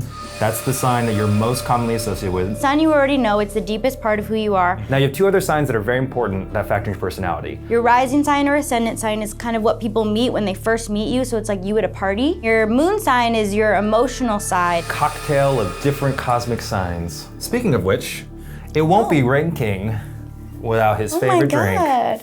Is it okay if I put the whiskey in the astrology? You never have to refer to your horoscope ever again because you can always come back to this video. Now, does this mean that the sign that we rank worst is in fact worse than the other 11 signs? No, it does not. It just means I don't want you around me. The first sign in the astrological wheel, the hard-headed ram himself, Aries. The baby of the zodiac. They do represent the age 0 of like infancy to 7. So they are literal children. Aries are very bad at concealing their feelings, which is good in some ways. Yeah. I don't feel like I know many dishonest Aries. No. They can just be reactionary. They can be little fucking bitches. Naturally, Aries actually has a pure, stereotypically masculine energy. Each sign, it's in an element, so we're talking about fire signs right now, and there's 3 signs in each element. So Aries is the cardinal of fire. Yes, and cardinal is one of the qualities of sign, which you have cardinal, mutable, and fixed. The different combos you can have between 4 different elements and 3 different qualities makes 12 signs total. Math. So Aries is the cardinal fire. Yes. Otherwise for me, known as a spark. The thing is that sparks are sparks. They go hot and then they kind of die out. That's something that I do like about Aries. Even if they get super riled up, they can cool down fast and just get back to work. So they don't really hold grudges, which is something that I like. Yeah, they're very like go, go, Yes. go. I feel like in bed, Aries might finish too quickly. I'm just saying. That sounds about right. They come into a room like the Kool-Aid man. Oh yeah, here I am, explosions. Where would you put Aries currently in your ranking, High Priestess? Listen, I'm not trying to offend any Aries that I personally know, but in general, I rank Aries pretty low.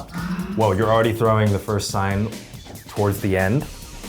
Yeah, I'm right. You're wrong. Shut the fuck up. Yeah! Astrology, bitches. Okay, let's get out of Aries territory. We gotta get out of this house. Ooh, this house is on fire. Taurus. Taurus. To the second sign of the zodiac. So we're a little older now. The bull. We're teens. 7 to 14. It's like pre-teenage. Oh, we're tweens. And inversely from Aries, they represent the pure feminine form, stereotypically. They are the fixed earth sign, which is, in my mind, represented by a garden. If they're really like feeling excited about something, they get the job done, they're workaholics, they're really productive. I feel like Tauruses overall have more of a relaxed way, a lived-in way in which they move and speak. If they were a tea, they'd be chamomile, for sure. Yeah. Because they calm you down. I guarantee you, I think a lot of people out there have a close Taurus in their lives. Yeah. I do think though that Tauruses sometimes can be just on this side of boring. It's just true. a little You bit. forget about them. They're not the sharpest in the tool shed. Like, they're great, I like hanging out with them, but I wouldn't they wouldn't be getting a Nobel Prize anytime soon. I'm not saying Tauruses are the dumbest sign, but there is a reason they're represented by a bull, which is essentially a cow. Cows are not very, very smart.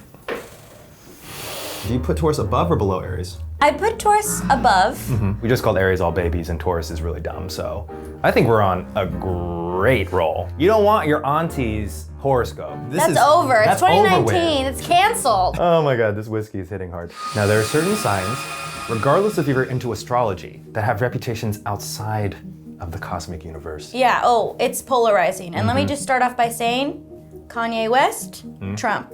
Two very prominent Geminis. I'll add two more. Keith Habersberger. Oh shit, right at the bottom.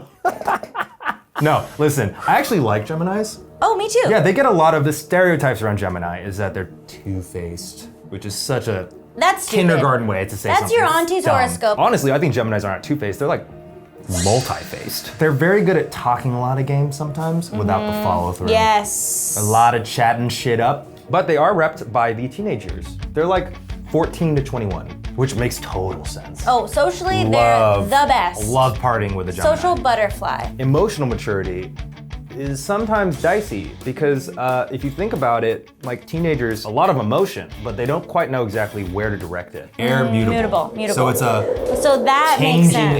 air, That like makes a lot of electricity. sense. Yes. Morphing air, they're buzz. Fantastic friends. Terrible lovers. Yeah, I like them around me. I just don't want to date them. So you're gonna put them above the other two right now? I am.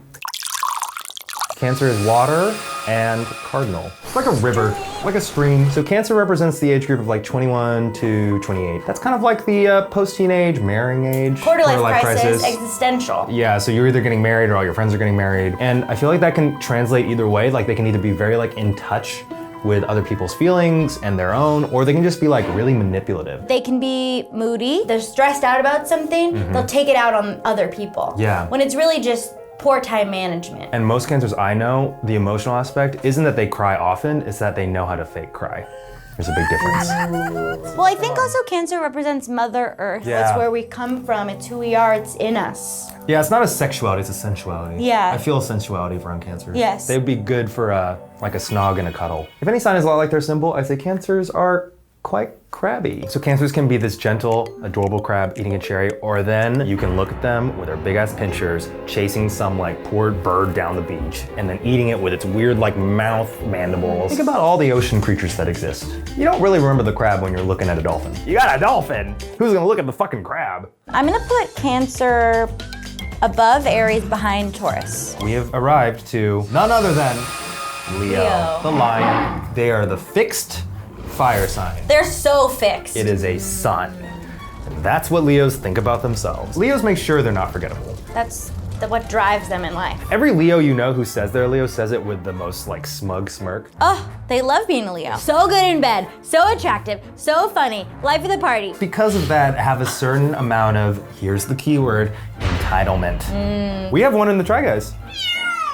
I'm not surprised because Leos are in the entertainment industry always. Yeah. They're super funny, they're spontaneous, you just like have a good time with them. But then they'll take you to a party and then leave you to be in the center and like be like, whoa, whoa, whoa, look at me, look at me, look at me. The sun. My mom's a Leo. She probably was fucking shitty as a kid, but now she's a brilliant, charming, charismatic, star quality, blessed woman. I'm gonna put them above Cancer, But below everyone else. Yeah. Yeah. Leos are gonna be very mad in the audience because they know that they thought they would be number one. That's just a Oh, Leo they always attitude. think they they're always number think one. they're number one. Well, guess what, Leo? I'm right. You're wrong. Shut up.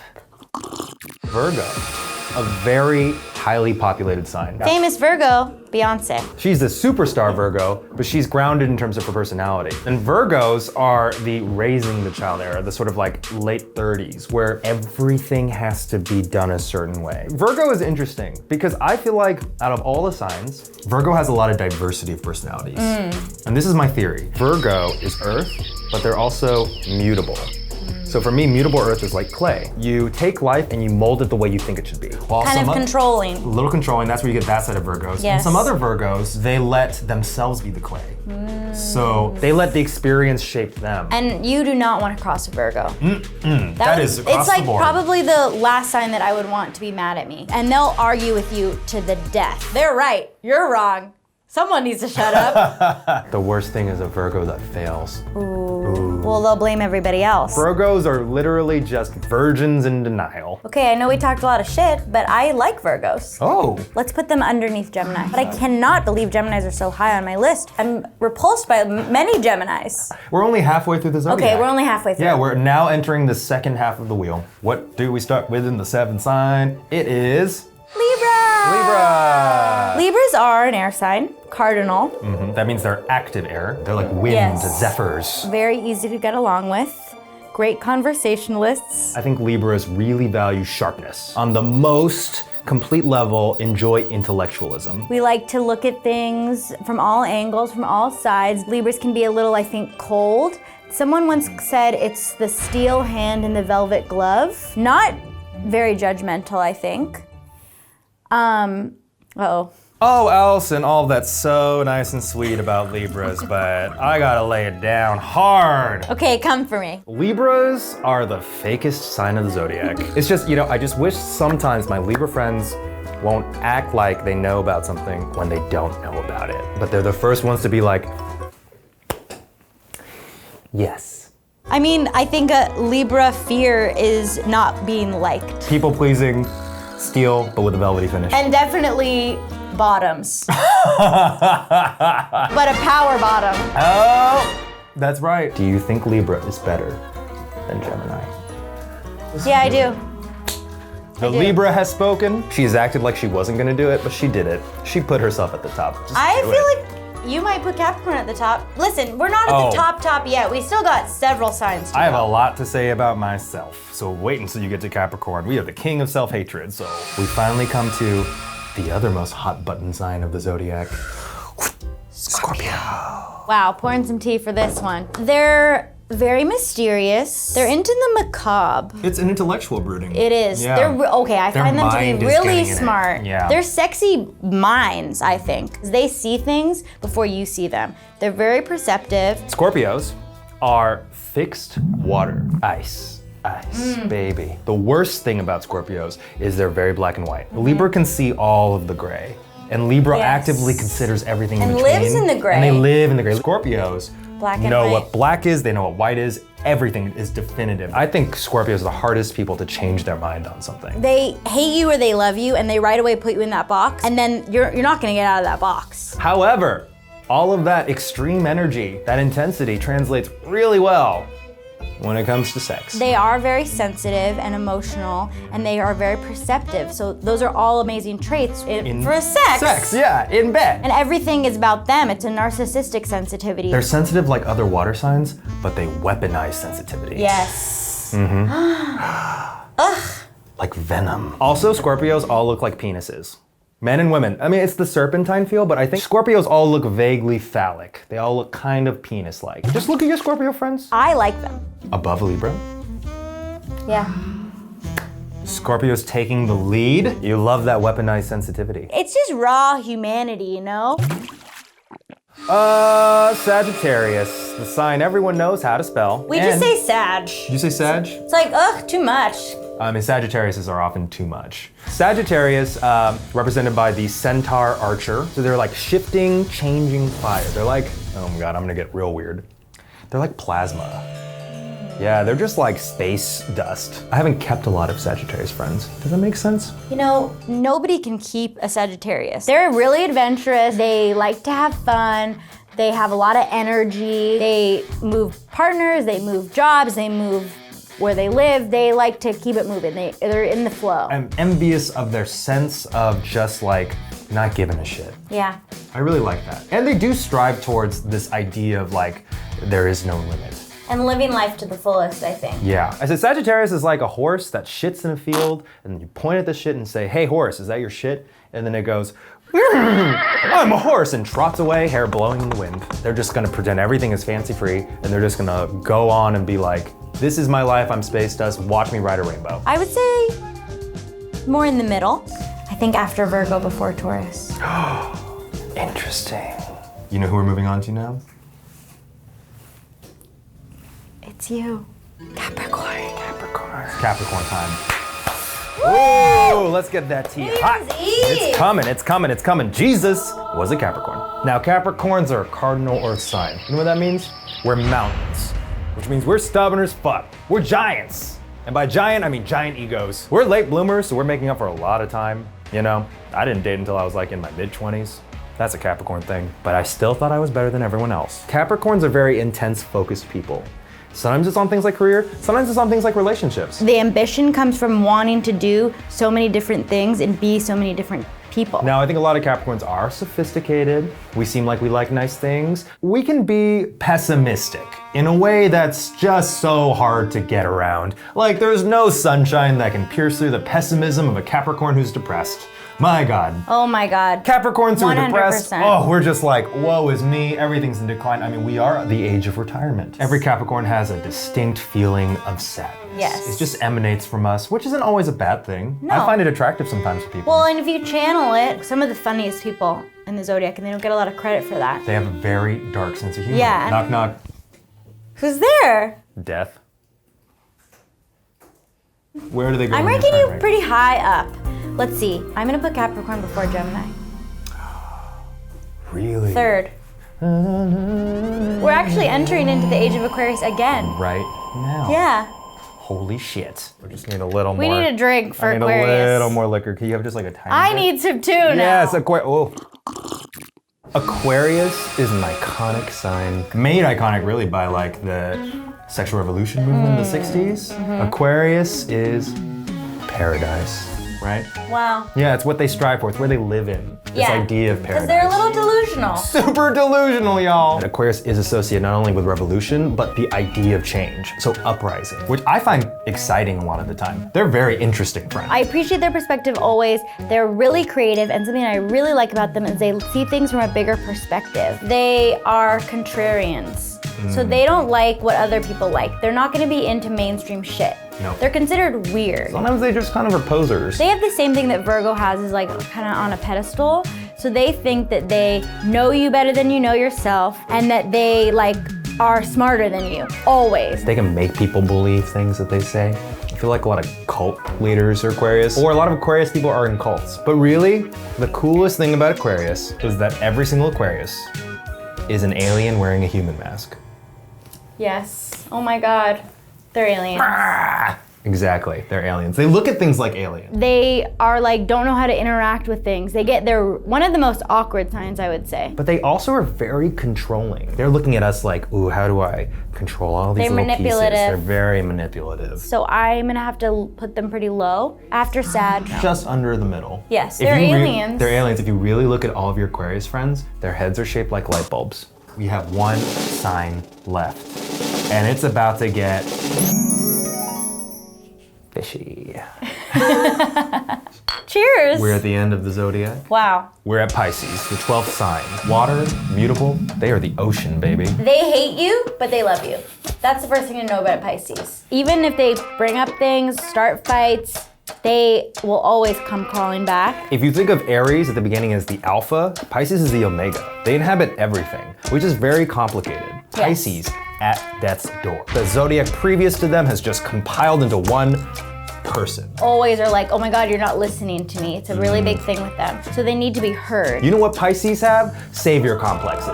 Oh, they're so heavy. It's the unbearable heaviness of being. Heavy. And No I one can tell regret me what to this and do. I regret that, and you hurt me then, and I I don't also know. love you, and I Yeah. love you, but I hate you. Ugh, Pisces are just, they're a mindfuck. Every Pisces I met has been thicker Oh, they have than a other great signs. ass. Great asses. But I think Pisces, in a way, because they are the last sign, have a certain amount of wisdom with which they Oh, speak. yes. Pisces are very followable. I like collecting going Pisces. deep with them. Mhm. I appreciate no surface level conversations with them ever. That ranks high for me. Wait, high enough to be at the top of your ranking? Oh my God! I think Pisces is number one. Wow. Allison, your final rank is number 1, Pisces, and at the very bottom, baby Aries. However, this is not your show. It's time to close ranks. I've made some executive decisions about your ranking, which I totally respect, but it is wrong. Again, all of these signs are great in their own way, and we're making huge generalizations. I have ranked as my worst sign, Cancer. It is? Aw. Not all cancers are the worst, but they're at the bottom because they aren't overly emotional like a lot of horoscopes say, but they can be super emotionally manipulative. I don't trust when bad intentions act innocent and sweet. Cancer was my second to last. Gemini is my second to last. That's not wrong. I'm sorry, I had to think about it a while. I love my Gemini friends, but the historically problematic Geminis ruined their sign's reputation. Plus, I'm 100% sure they're gonna complain the most about this ranking because they're obsessed with how people view them. Third to last. Pisces. Oh my God. Swapperoonie. I actually dropped Pisces lower because while I respect how deep and multifaceted they are, their complexity often turns into like crazy complications. And it's extremely difficult getting along with a moody Pisces. Fourth to last. It's Capricorn. Oh. It's me. Okay, look, I know everyone expects me to place my own sign high, but Capricorns can admittedly be too harsh and way nihilistic. And I know that the Caps watching probably give the least amount of fucks about their ranking anyway. Because life is sad, and I'm sad. Aquarius.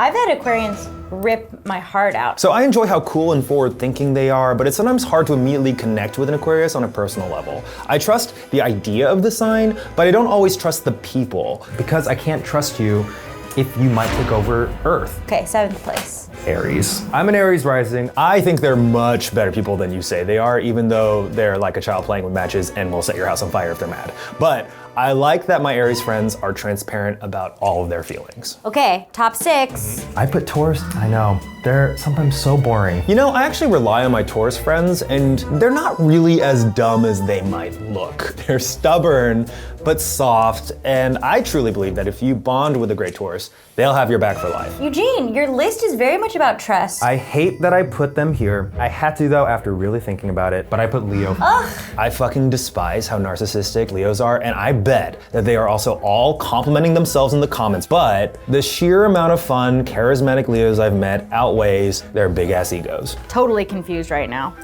Libra. Oh my God. I kept Libra. Yeah, I Wow. love Libras. Libras have a playful, whimsical energy that is always welcome in my circles. They might come across as fake sometimes, but I think they do it out of the goodness of trying to keep everyone happy and heard. My number 3. Mine is Scorpio. Ooh. Scorpios are controversial, but unlike Cancer or Gemini or Pisces, I don't think that they'd stab me in the back. They would stab me in the front, and I respect that. They make their opinions known beyond the shadow of a doubt. I can't believe I'm saying this. Okay, I think I'm gonna say my number 1, because my last 2 signs are Sagittarius and Virgo. I think my number 1 is Virgo. Woo! Wow. My number 2 is Sagittarius. Everyone would love to be around a fun Sagittarius. They can be high-minded and flighty, but I think they're the most aspirational sign. I mean, they dance on moonlight and shit fucking space glitter. The reason I ranked Virgo number 1 above Sagittarius is Virgo is the people's people of the zodiac. And even though they have a lot of neuroses, I feel like I can understand and relate to many of their traits. Their flaws are in ways everyone's flaws. I feel like they're a great equalizer. Yeah. Wow, that Wow, was... we finished the astrology. I need to go to therapy right now. So comment below if you agree, if you disagree, if you're a very, very angry Cancer. I'm right, you're wrong, shut up. Virgos must be celebrating worldwide right now. This is the first time Virgos have ever won anything. Woo-wee! it's time to get back to what we do best, having a little drink at the end of the day. Please enjoy this next video. Eugene ranks popular cocktails around the world. Oh my god, you're so funny. I cannot. Hey, ladies, what are we drinking tonight? I was thinking like a vodka soda. I was thinking like a vodka Diet Coke. Or maybe like a vodka soda with lime. No! We are not basic bitches. There are so many wonderful alcoholic things for us to try. Barkeep, Yes. give us the best national cocktail from around the world. Which cocktail exactly we're talking about? Oh, we'll find out on this episode of The Ranking International Cocktails. Cocktails. I'm right, you're wrong. Shut up.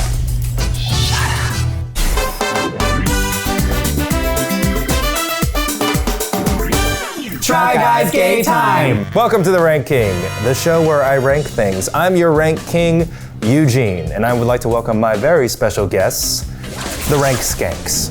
Transgender supermodel Ari Swanzer.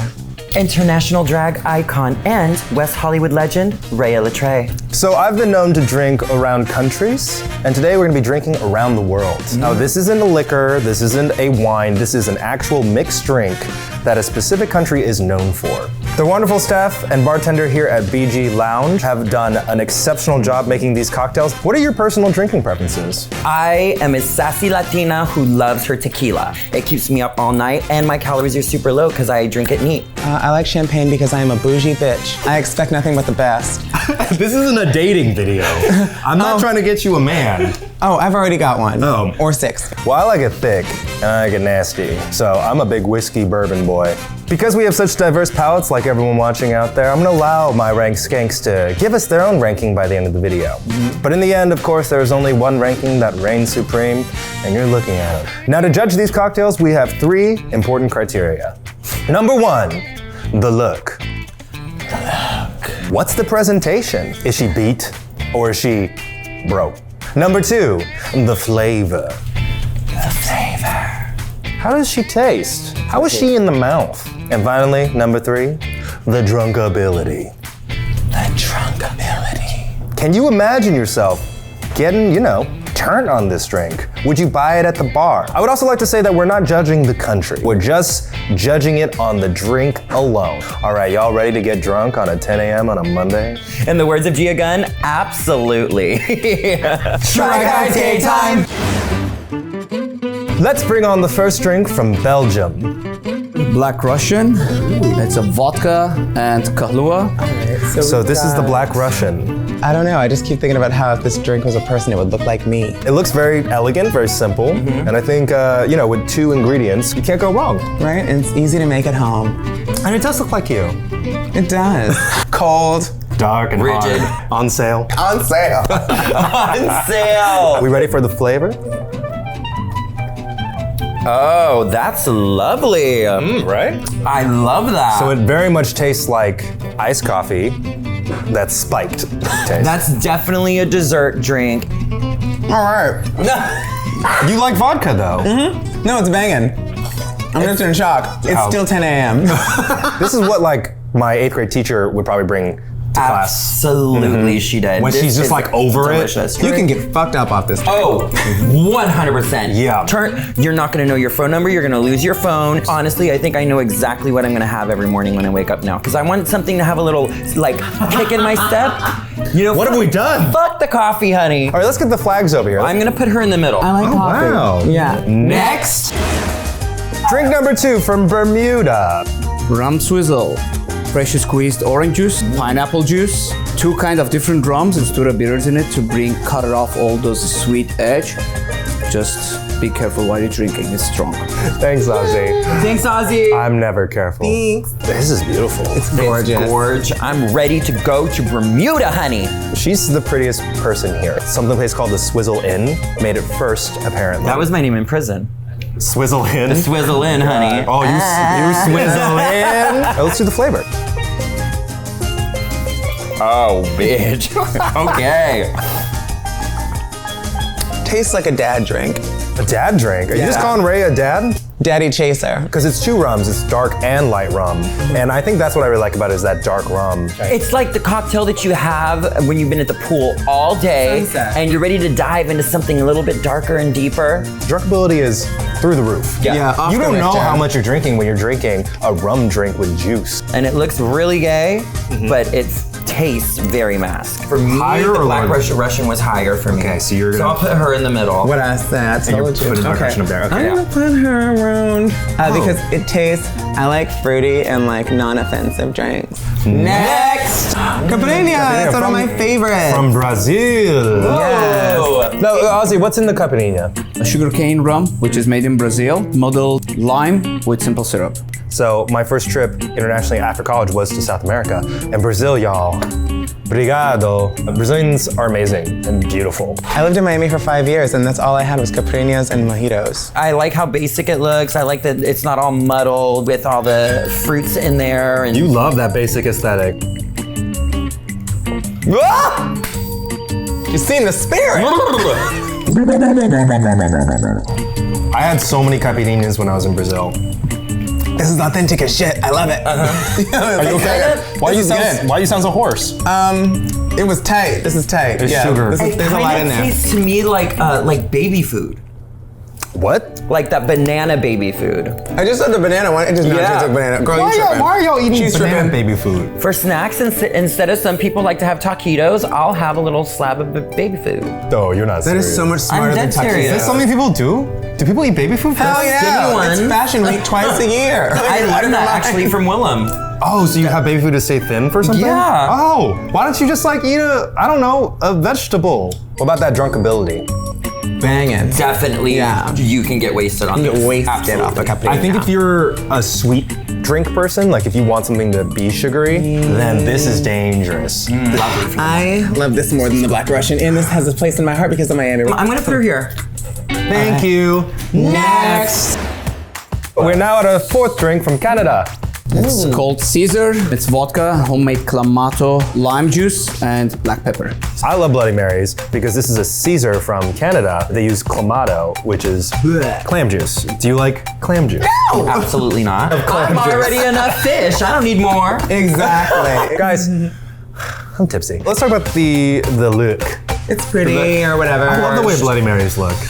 Huh. It's like a Bloody Mary, but it's lighter and has like a slight seafood flavor. I feel like I'm on fucking Fear Factor. For all the Absolutely kids. not. Like, Absolutely fucking not. Oh, Canada, ew, Canada. Where's the flag? She going on the bottom. Tomato, a little clam. All right. If you like cold soup with a little bit of a seafood and after flavor, yeah, no, we're done with this. Well, you're both going. Yeah. Girl. Canada. But what about the drunkability? You can't get drunk on this? Oh, you can't finish it I once you won't. get drunk. I'm gonna opt for a water. Next. Next drink from Cuba. Mojito.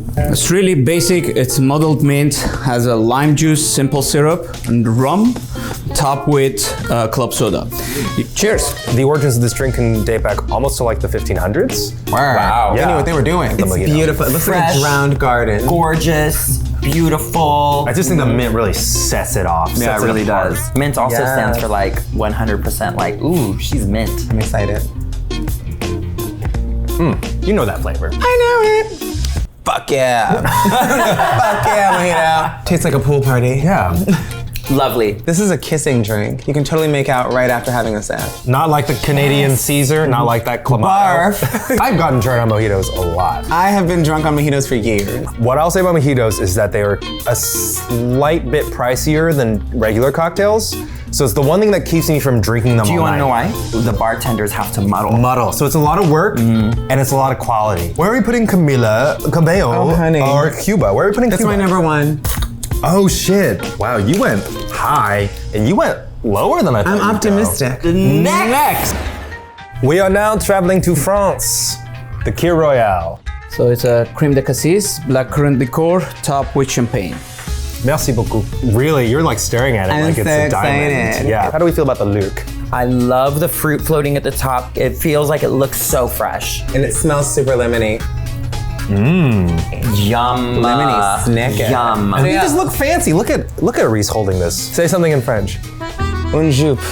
That means skirt. All right, it's pretty good. Je m'appelle Rhea. Oh my God. Bonsoir. Voulez-vous coucher avec moi? I can have 20 of these. You know what it is? It's that black currant liqueur, the creme de cassis. The blacker the berry, the sweeter the juice. Drunkability. I get wasted off Yes. that. I can't get drunk off of champagne. I do all the time. Let's put the ranking on for my second home, France. I'm gonna go here because I feel like it's a classic, it's simple, it tastes lovely, and it's French. Next drink. We do have over here Irish coffee, brown sugar, Irish whiskey, topped with hot coffee, whipped cream. I think it's cute. It looks like a sundae. It's what Starbucks based all its drinks off of.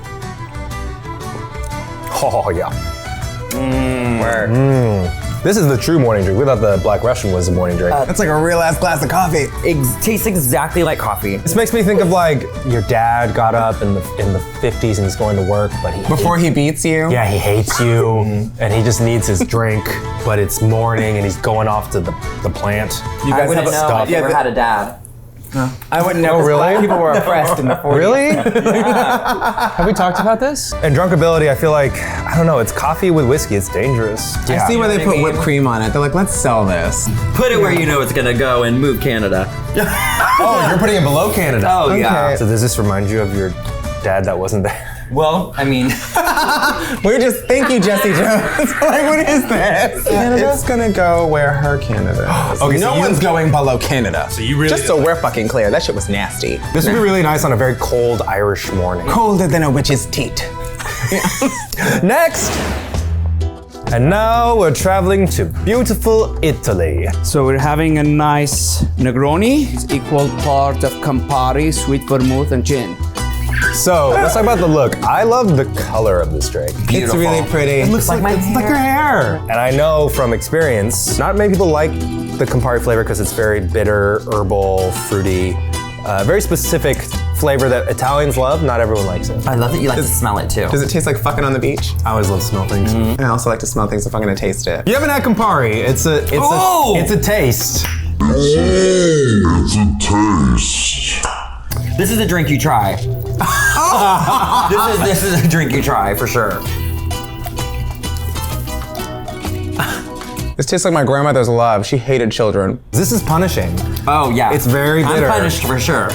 You could get drunk off of just one of these. Yeah. You could, but this is a drink that I sip. I appreciate it. I sip. I'm not like chugging. You know what? If you don't have a lot of money, order one of these because you're gonna have it all night. I would like to put it at the very end. Those other drinks I would totally drink and I like. This one I would never drink. My Negroni is third from last. Wow, y'all have very similar palates. She's really pretty, but fuck her. Try Guys Gay Time. A nicely done Paloma. Some fresh squeezed lime juice, grapefruit juice, some kosher salt, and splash of agave with a nice tequila reposado. I think it's pretty. Beautiful. Hey, I love the color. Classy drink. Yeah, a rich Latina woman is drinking this. Like grapefruit. J-Lo holds this for sure. This is banging. Oh, she already likes it. Oh, that's a margarita, bitch. It is like the prettier, sexier cousin to the margarita. And she has more money. Way more money. Because there's like, oh, there's margarita and there's paloma. So the taste is delicious. It very much feels like a grapefruit tinged, brighter margarita. If you're a tequila person and you've never had a paloma, it seems like you need to go out and order one right now. You can get wasted on this drink. Absolutely. Oh, yes. You're putting paloma as your number one. Oh, this is it. Wow, you both put paloma very high. Today was a success based on my new favorite drink. Come on, Ranking, not only judging and ordering, but changing lives. Yeah, changing livers. Next, we have Peru. Pisco sour. It's made with pisco, it's a rum, with equal part of lemon juice, simple syrup, and the frothiness is coming from the egg white. This is from Peru and Chile.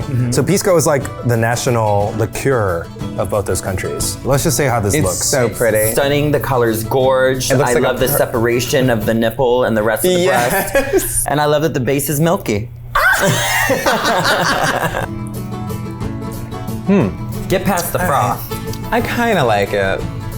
It smells kind of licoricey. A little gardeny. You feel the fruit and you feel the In herb. the bark. I don't feel the bite. I like it initially. Would I make it at home? God, no. I feel like I'm drinking apple cider vinegar. A little bit. It's tasty though, but it's light. What about the drunkability? I don't taste much with it. I know. I feel like it could be one of those drinks that really sneak up on you. I don't know if I Low could on get my past scale. one, so I don't think I could get drunk off of one of Oh, these. interesting. In the middle. Because I don't know how I feel about her. I'm gonna put her fourth down. Next. Are we ready to go back to the Caribbean? Puerto Rico. Oh yeah. Bad Bunny, baby. He didn't even have to say anything. He was just like, it's a fucking pina colada. Pineapple, rum, coco Lopez cream. But you know, like a lot of the Caribbean drinks, the look is on point. It's gorgeous. 100. I love the frozen kind. I'm not a big frozen Yeah. cocktail guy. I feel like if you get this blended all the time, you should get the OG one. Because it's so tasty. I almost want more coconut. I'm used to that sugary bullshit version from the store. Oh, because this is less sugary than that. Yeah. Oh, that's lovely. Lovely. I'm ready. Drunkability. I want 20 of them. Well, you already just finished one in 2 seconds. Can I have 19 others, please? Well, where would we put the pina colada from Puerto Rico? Okay. One now? That's your number one? More than the Paloma? Yep, bye. Damn, girl. Nice So knowing easily you, girl. Okay. Nope, I'm always looking for the Word. next best bitch. Okay. You were in Mexico and you visited Puerto Look, Rico let's and be you were real, done. I already sucked them. I got a new one. I'm gonna go here. Okay. Thank you, Puerto Rico. And we're off to the next country. Been a lot of places, seen a lot of faces. Hell, I even Hell, fuck I with even fuck different different races. races.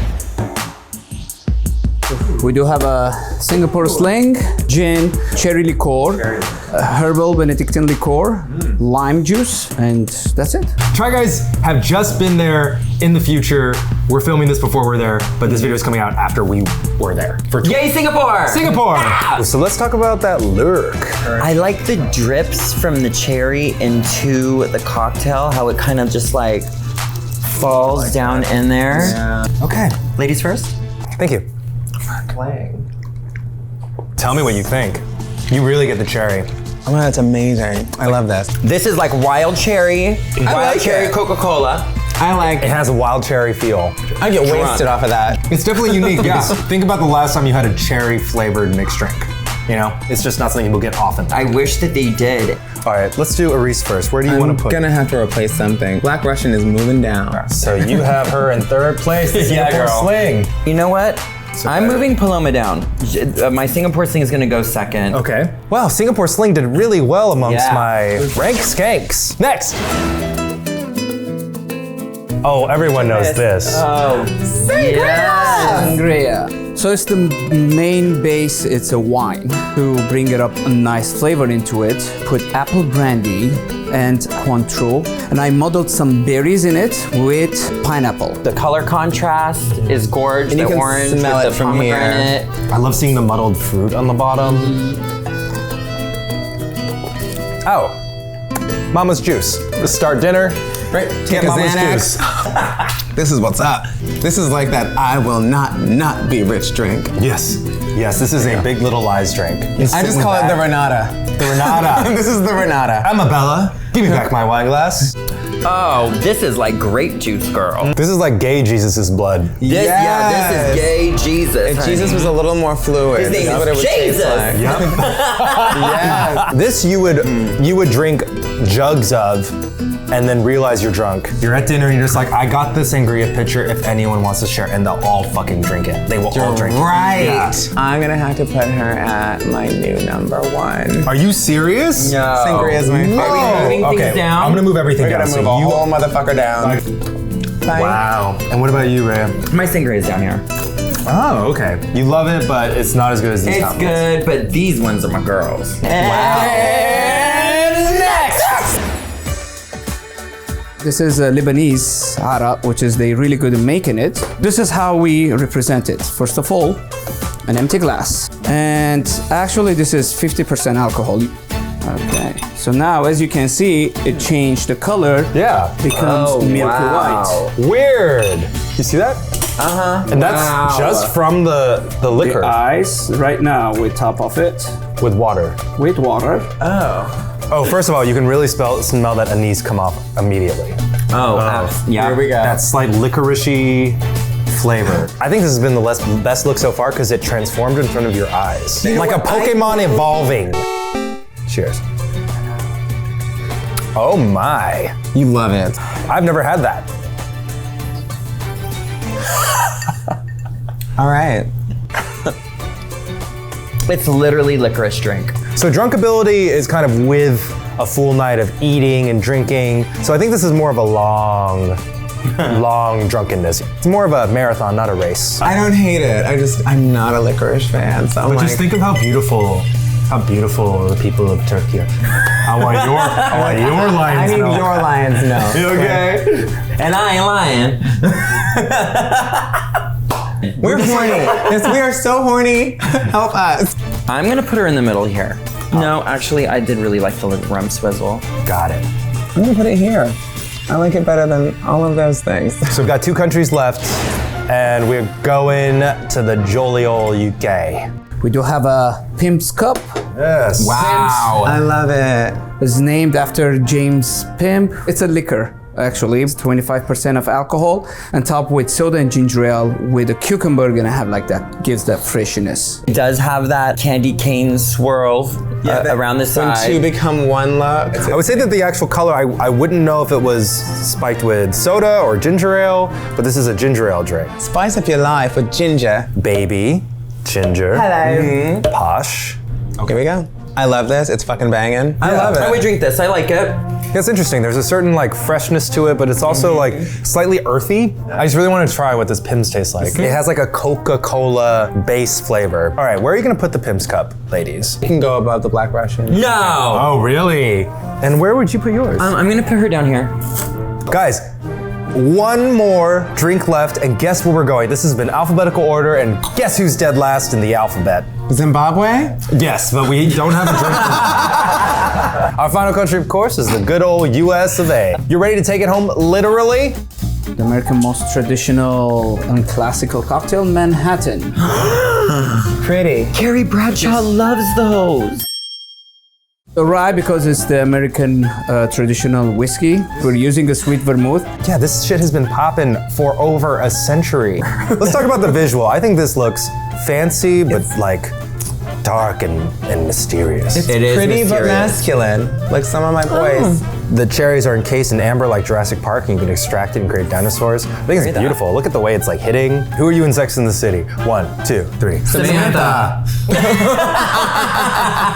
Wow, that's so diverse. All right, ready for the flavor? Let's do it.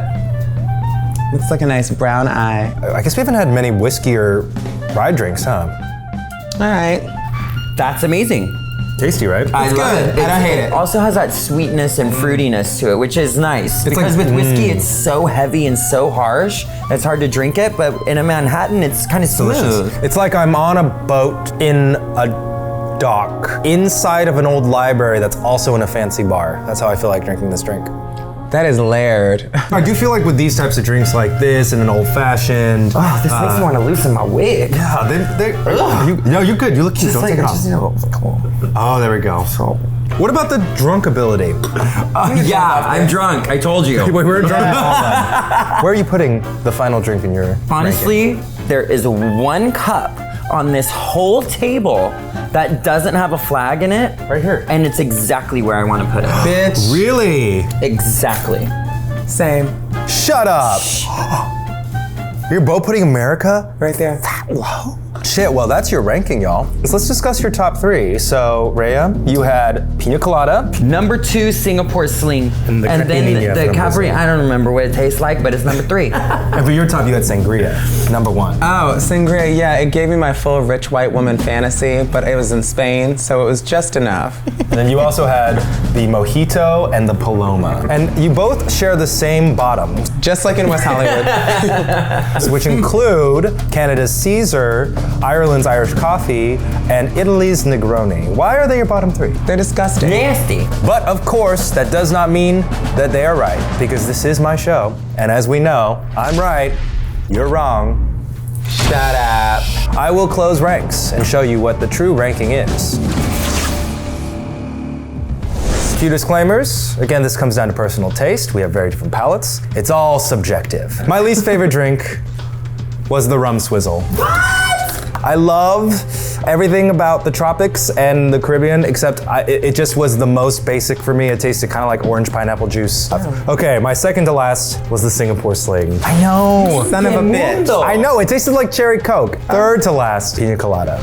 Wow. I love pina coladas, but I also feel like, I don't know, my mouth's been there, and I don't need to go there again. Your mouth's done that. All right, my fourth to last was the Pim's Cup. Reminded me too much of Coke, which I think is delicious, but overall, not something I would come back to voluntarily. Still in my lower half, I have the caipirinha. I am insulted. I love Brazil. I love everything about Brazil, but the caipirinhas are just so sugar forward. The Irish coffee. Again, it's kind of basic. It's just coffee and whiskey, but because it was one of the few whiskey representatives, I had to put it a little higher than y'all. The sangria. I should leave. I do feel like sometimes I have not great sangrias. Every basic bitch thinks they can make it. Little dime a dozen, Kir Royale. It's a cooler way to drink champagne. Nothing too special in my book. Lion's milk. A very specific taste that one must be into for licorice, but I thought the entire experience, the changing of the liquor, I thought it was really special. The Black Russian. What can I say? Yeah, it was delicious. It was good. It was the Caesar. Listen, listen, y'all. My gag reflex is alive right now. Bloody Marys are amazing. Clam juice and seafood, right up this alley. He likes cold soup with vodka and seafood. That's right. Paloma. The tequila Dept with the grapefruit, I thought that pairing was wonderful. I don't know why I don't have it all the time. The pisco sour. I just thought it was subtle. I thought it was elegant. I thought the pisco had a very interesting flavor, and I really like drinks with egg whites. My number 3. The mojito. Oh my God. Yeah. You've redeemed yourself. Listen, I'm not saying I'm against sweetness, and I do love the pure sugary sweetness of mojito, but it's so fucking like put in the stratosphere with that mint. Number 2, the Negroni. Oh no, girl. I like that Negroni. I want to be challenged by my drinks, and I think the Negroni, while it challenged you in a bad way, it challenged me in a good way. Like it made me want to go, ooh, I'll come back and ace that class. And number 1, which is crazy, who would have known we'd come here? Was not because of the country necessarily, but man, am I into Manhattans. I cannot. What? Yep, I thought it was the best, tasted the best, had the best depth. This is my final ranking. At the top, I have the Manhattan, the Negroni, and the Mojito. And at my bottom, I have the Pina Colada, the Singapore Sling, and the Rum Swizzle. Do you agree? Do you disagree? Let us know in the comments. Let us know which country you're from. I think we can all agree that we love drinking international cocktails. Round of applause for all of the countries around the world. Yes, God. And round of applause for my 2 ranked skags. It's been the Rank King. I'm Yari Odao. Huh? I'm right. You're wrong. Shut up.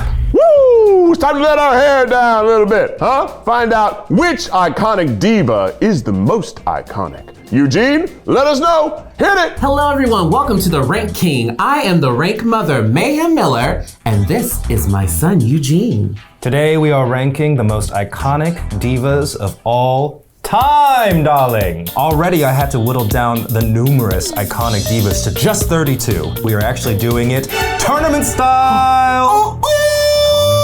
That's right. Goal. That's right. Our divas are going head to head in a bracket, y'all. Oh my gosh. That means we're not gonna have a 1 to 32. We're just gonna have a 32 to 16 to 8 to 4 to 2 to 1. Math, baby. You're good at that. Asia. I know we're gonna probably make some people upset. Oh, we're gonna make everybody upset. But remember, I'm right. You're wrong. Shut up, bitch. We're gonna reveal our head-to-heads throughout this episode, right in front of each other. Okay. We're gonna discuss 3 different things: their talent, their music, their X factor. And when it comes down to it, we're gonna have one diva standing. This is Rank King Divas Tournament Style. Battle of the Iconic Divas. Y'all ready for this? Let's get to our first round. Wait, shit, I need a drink. Cheers. Cheers. I haven't gotten to have alcohol in one of these in a while. First up, we have Aretha Franklin versus Miss Diana Ross. This is not fair. The talent of my diva, is like beyond supreme. She has the voice, a voice of a generation, many generations. But I'd say Miss Diana, she got a little bit more of what I'd say some of the other parts of the talent package. She can move. When you don't have the voice, you gotta do extra. The Supremes are the Supremes for a reason. They took that black music, that soul, the glamour, the glitz, and took it over into mainstream, and people just fell in love with them. Diana had like a more expansive career, because she did act as well. She did do movies, but Aretha was in that one movie, The Blues Brothers. She was like a waitress. Oh. She only got paid in cash. And also, I might point out Diana Ross, really one of the biggest icons to the queer community. How many times have you heard I'm Coming Out? I did it yesterday at the show. Rest in peace. We love you. We're gonna send you some cash. Diana Ross advances to round 2. Here we go. We have Madonna versus Miss Kylie Minogue. Oh my God, this is gay heaven. Everyone domestically and internationally knows Madonna. Everyone knows Madonna. But not everyone domestically appreciates Kylie Minogue as much as you should. It's a crime. If you're a baby gay, go watch all of Kylie Minogue's videos right now. Oh my God, her concerts live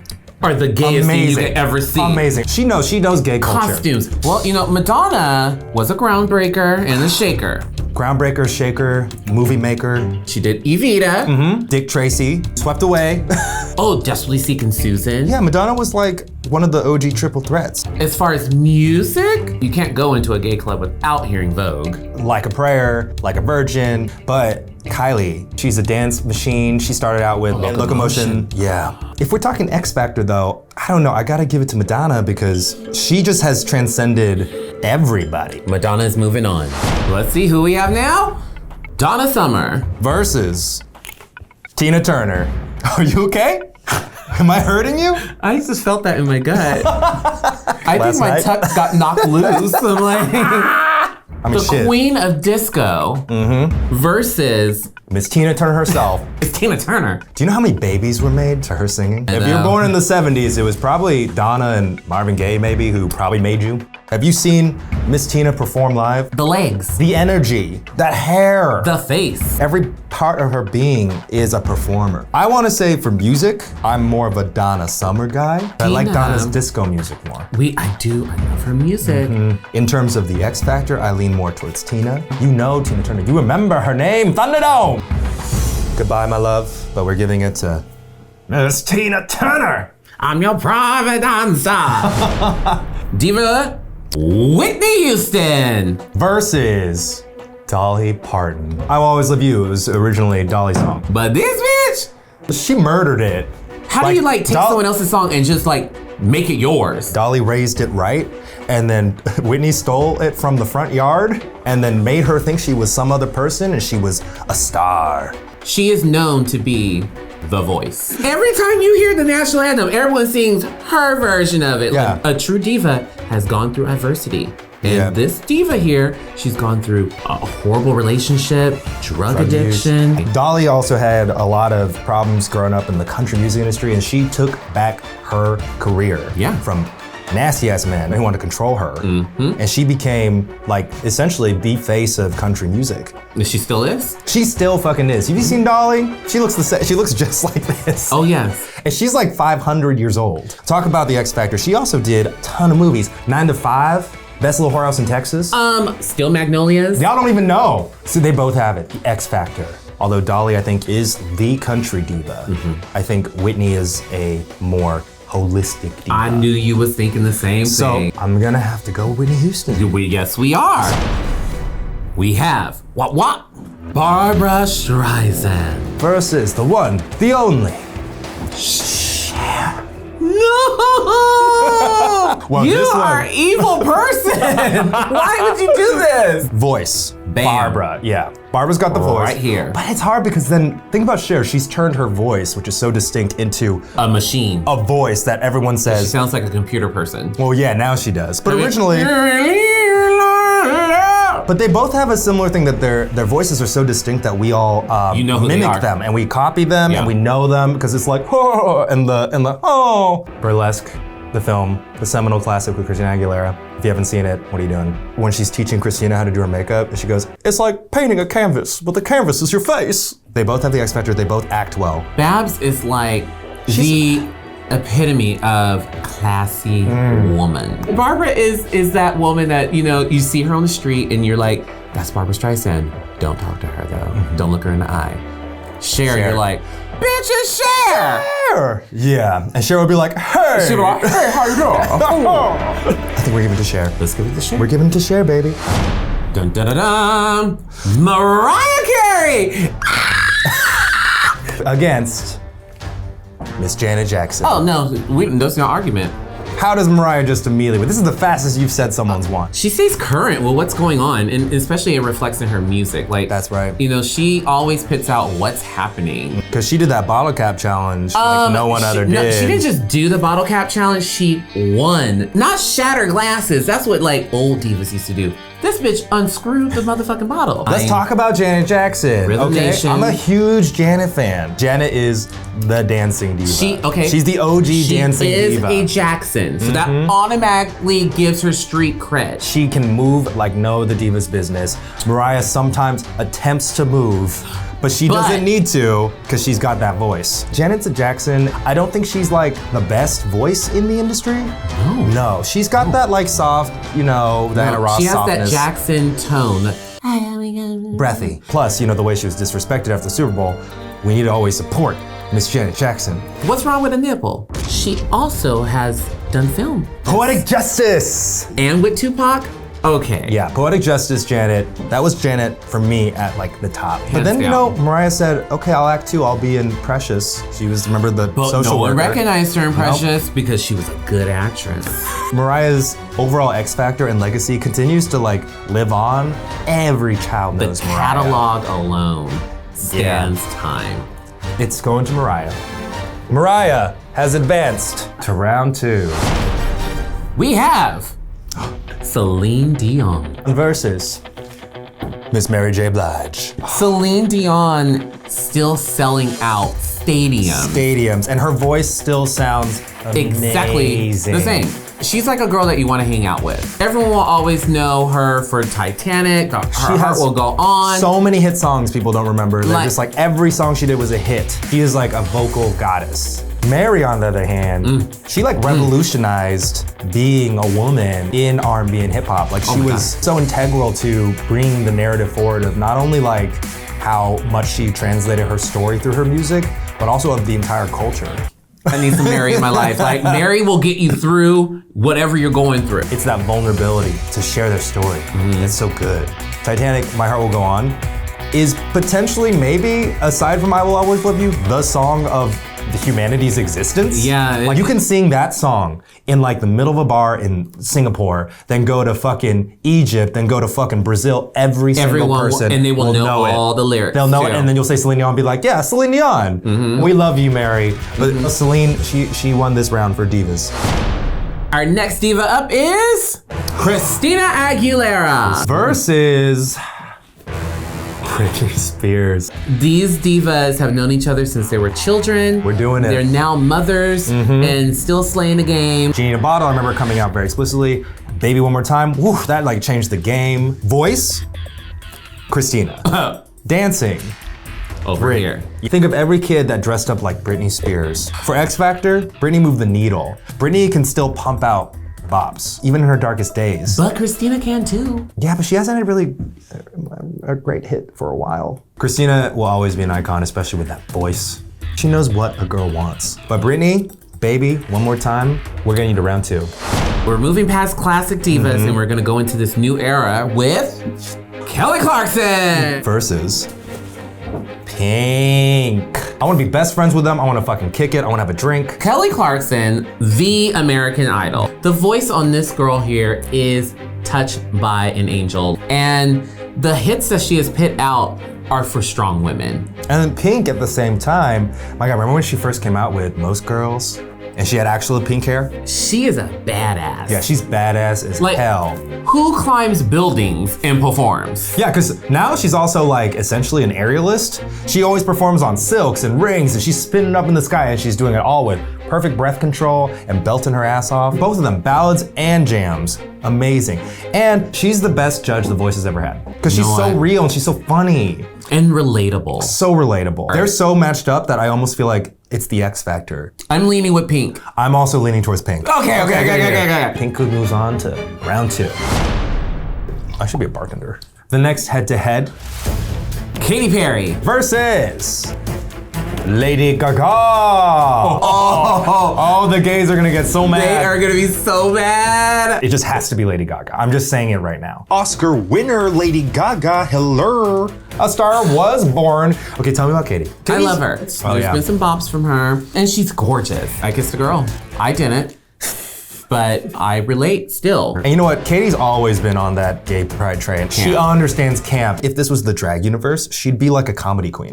Lady Gaga going to the bars and all the gay clubs before her album even came out, like it touched me. And now she's a fucking Oscar winner, baby. She can write and she can sing. Very talented. She is talent. So it's Gaga. We're running for Gaga. Yes, Gaga. Next head-to-head in round 1. We have Shakira versus J-Lo.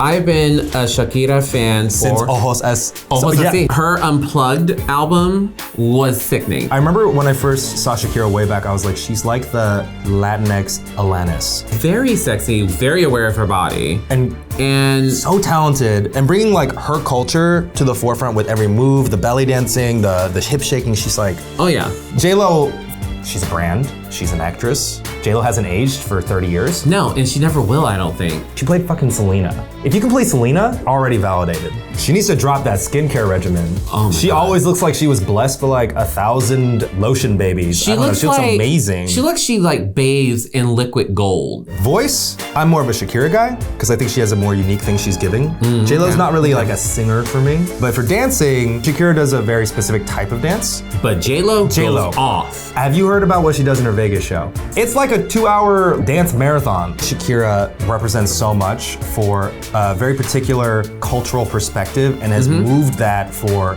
a wider audience so that we appreciate where she comes from more. She really did that for the world. With J-Lo, she just owns the world. Shakira, we love you forever. We love her. But this is going to... But we're gonna advance J-Lo. Happy 50th birthday. God damn, 50. Who do we have? Adele. Versus Amy Winehouse.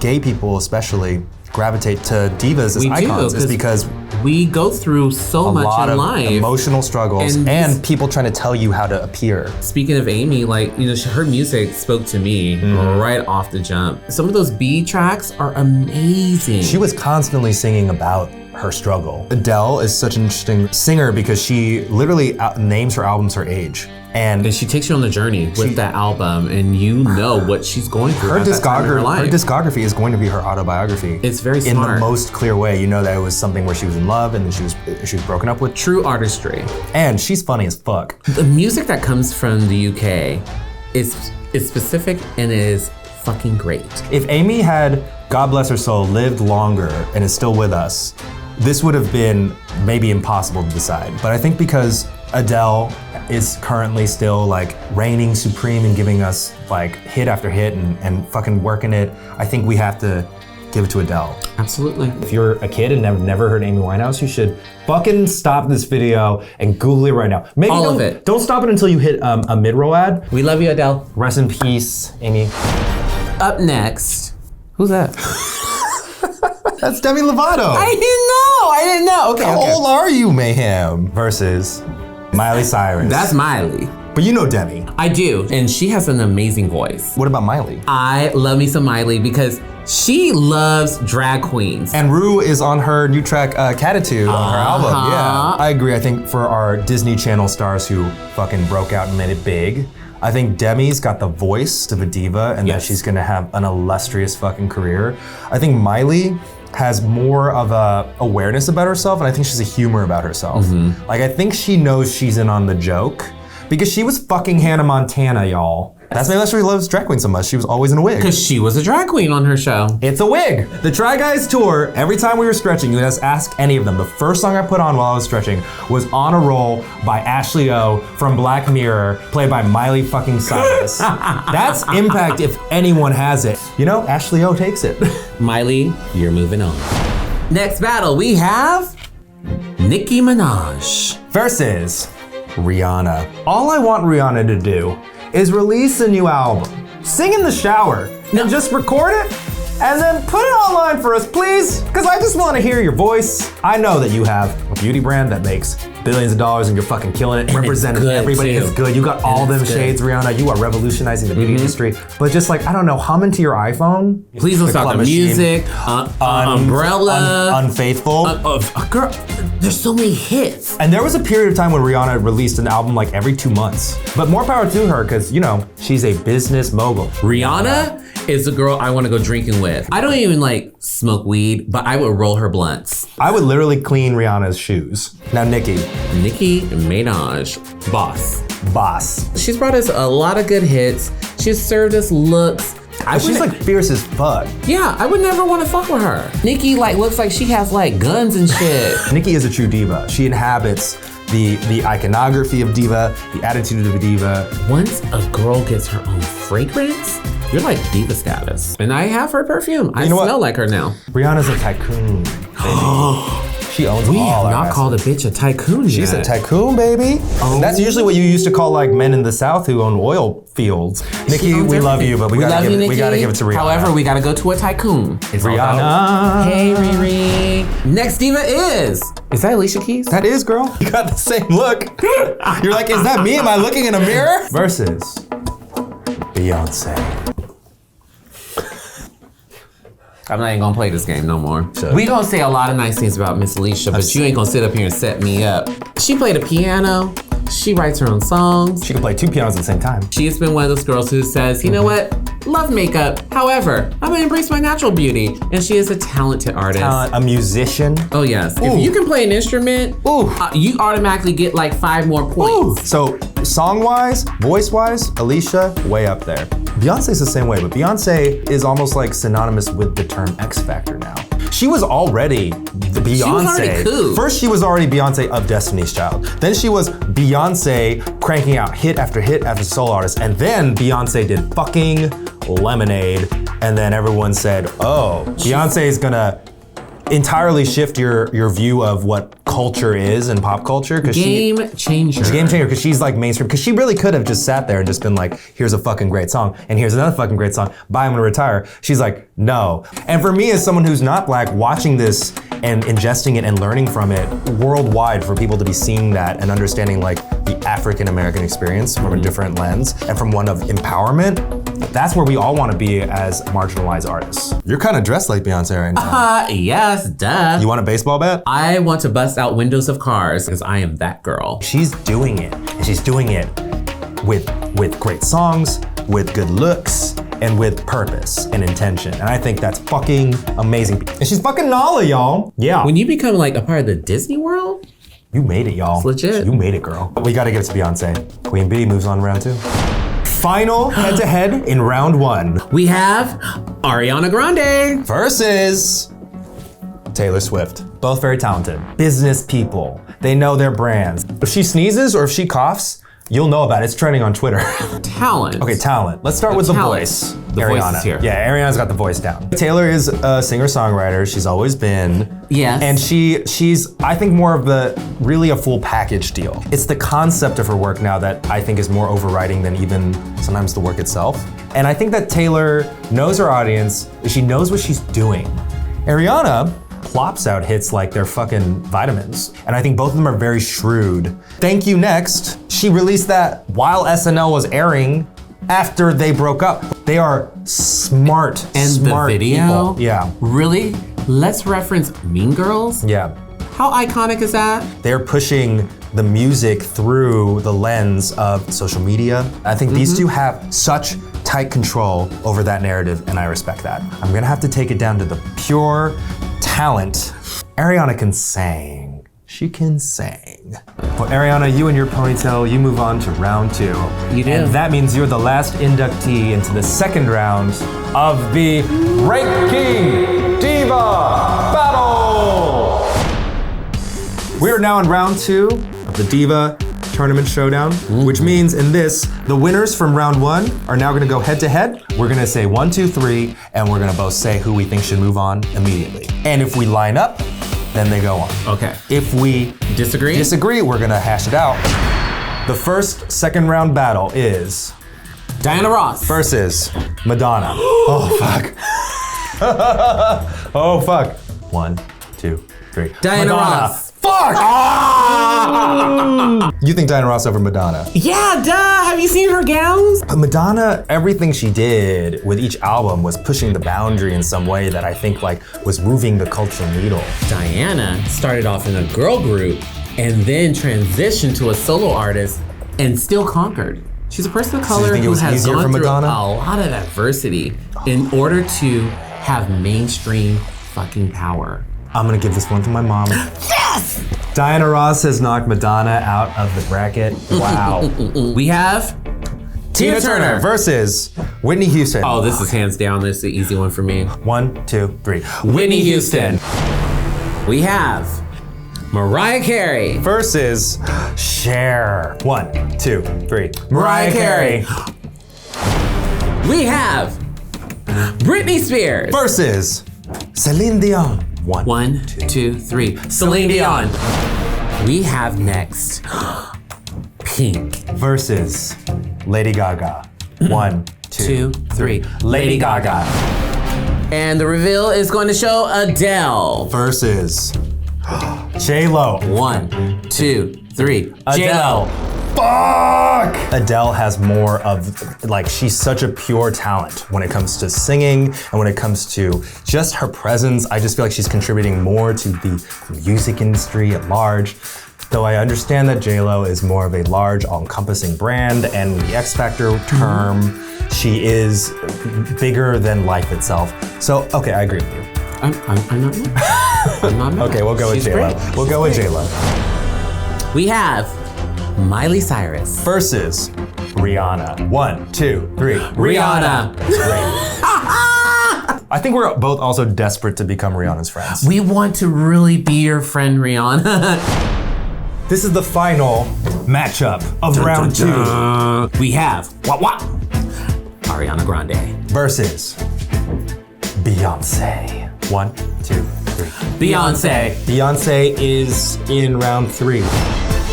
In round 3, we have our final 8. And instead of shouting it out, once we reveal them without words, we're going to silently, with our eyes, be able to put down the one we know should go down. Let's make this the most silent round possible. 1, 2, 3.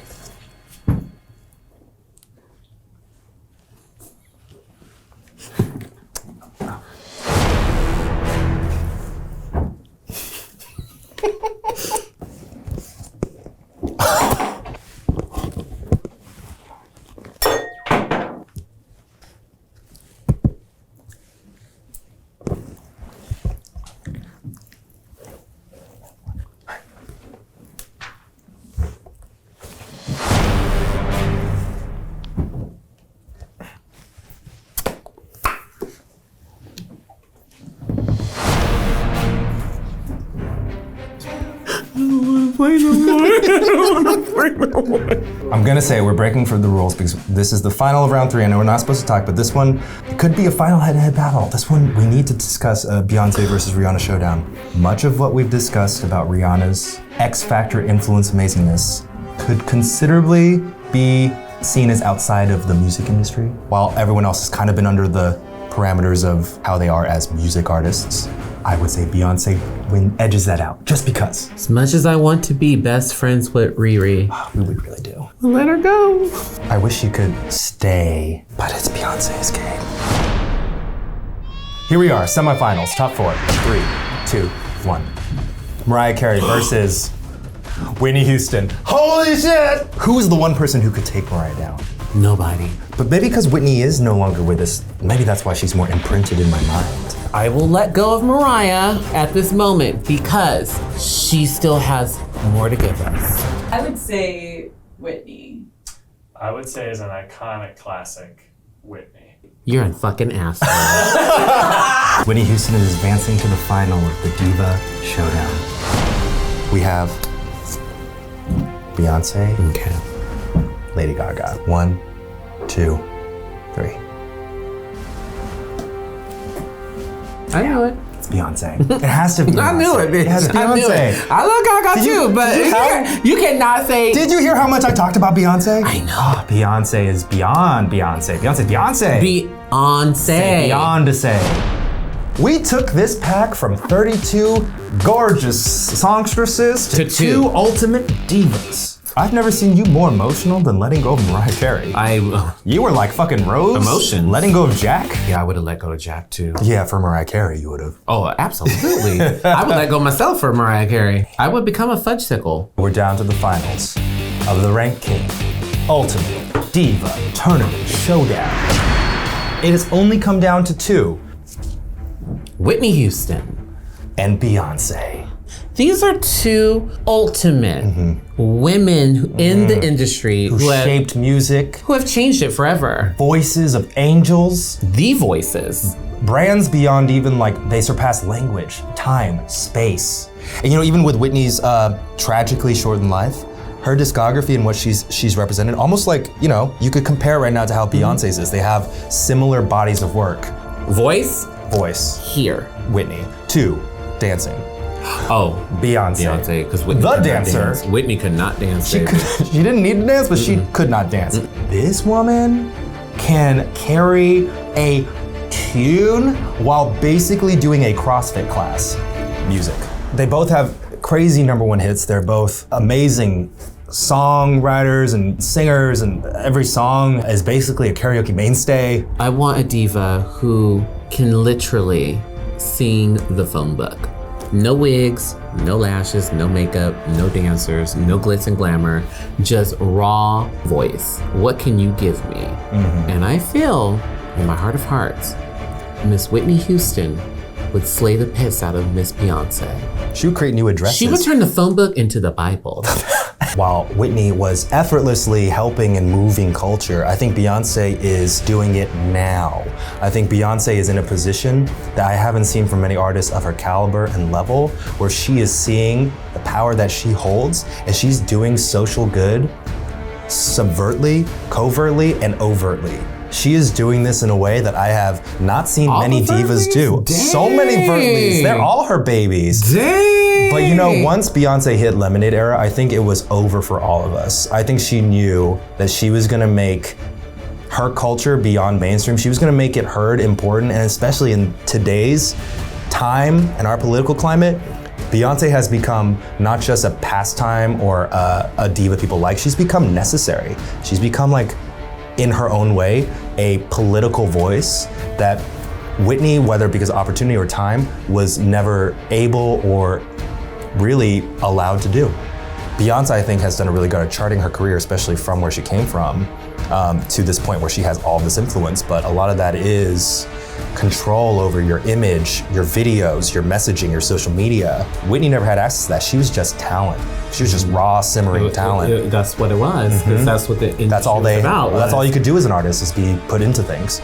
Maybe for the purposes of this argument, because Whitney, God bless her soul, is actually no longer with us, but we are still talking about her this entire video, and she even beat out Mariah. I'm leaning towards giving the Ultimate Diva title to Whitney Houston. I completely agree. Mayhem Miller and Eugene the Yang say Whitney Houston is the number one diva of all time. Of all time. She is the blueprint of what it means to be a star. A star maybe who burned too bright, too hard, and too fast, and maybe was up in the sky a little too short. But gave us something to learn. You'll never forget Whitney Houston, or that voice and that face. Also, this picture was a great choice. Whoever picked this, my God, I'm getting so many emotions just looking at her. This has been a very special, very gay episode. Extremely gay. Of The Ranking. And just remember, if you don't agree that Whitney Houston is not the number one diva of all time, remember this. I'm right, you're wrong. Shut up, bitch. Well, we've come to the end. And why not cool off with a nice glass of a frosty white Zinfandel? Right, everyone? Anyway, let's find out what the best wine is. The best cheap wine. That's right. Get it, Eugene? Eugene ranks every cheap wine. Cheers. Cheers. Rank husband. That's how you're gonna try the first wine? Which dog of mine do you like the most? It's a tie between Pesto and Emma. So I feel responsible for bringing Kimbap in the world. You were with me when I adopted Kimbap. How dare you? You can't say your adoptive mom and then put him last in the rank. Someone's gotta be last. That's true, he is a little crazy. Look at this chill dog. Okay, by the end of this video, you're gonna reconnect with Kimbap. You're gonna really reconnect with him. Yeah. The first episode of Ranking was cheap American beer, so we are bringing it back to the beginning. Yes, this is it, cheap wines.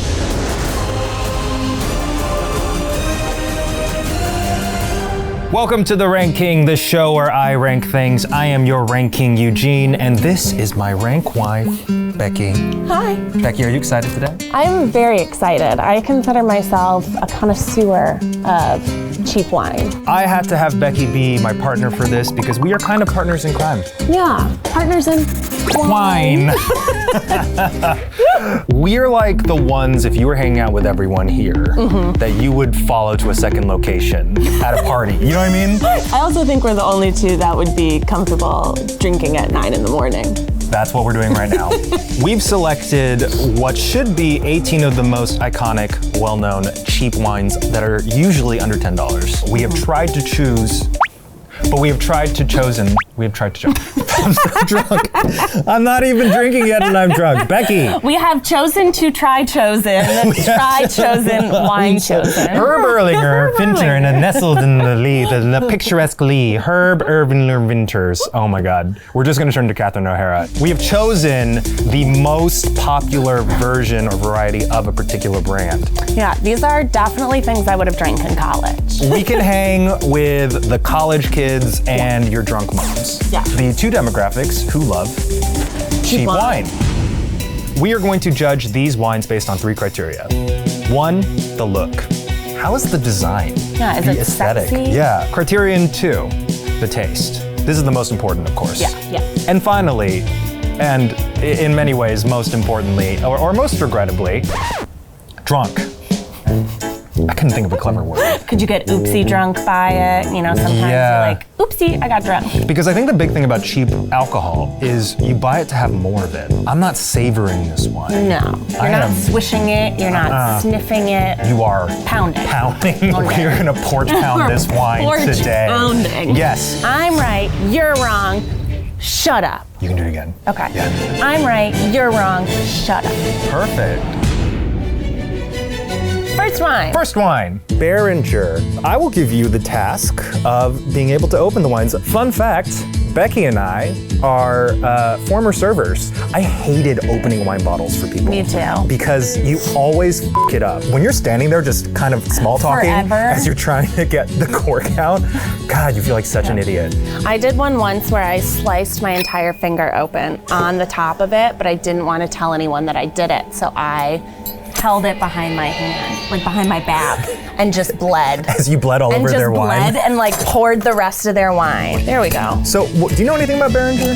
It's the 12-time top 100 winery of the year. Shit. You know, it made it in with 100 other wineries. It doesn't say where it fit in.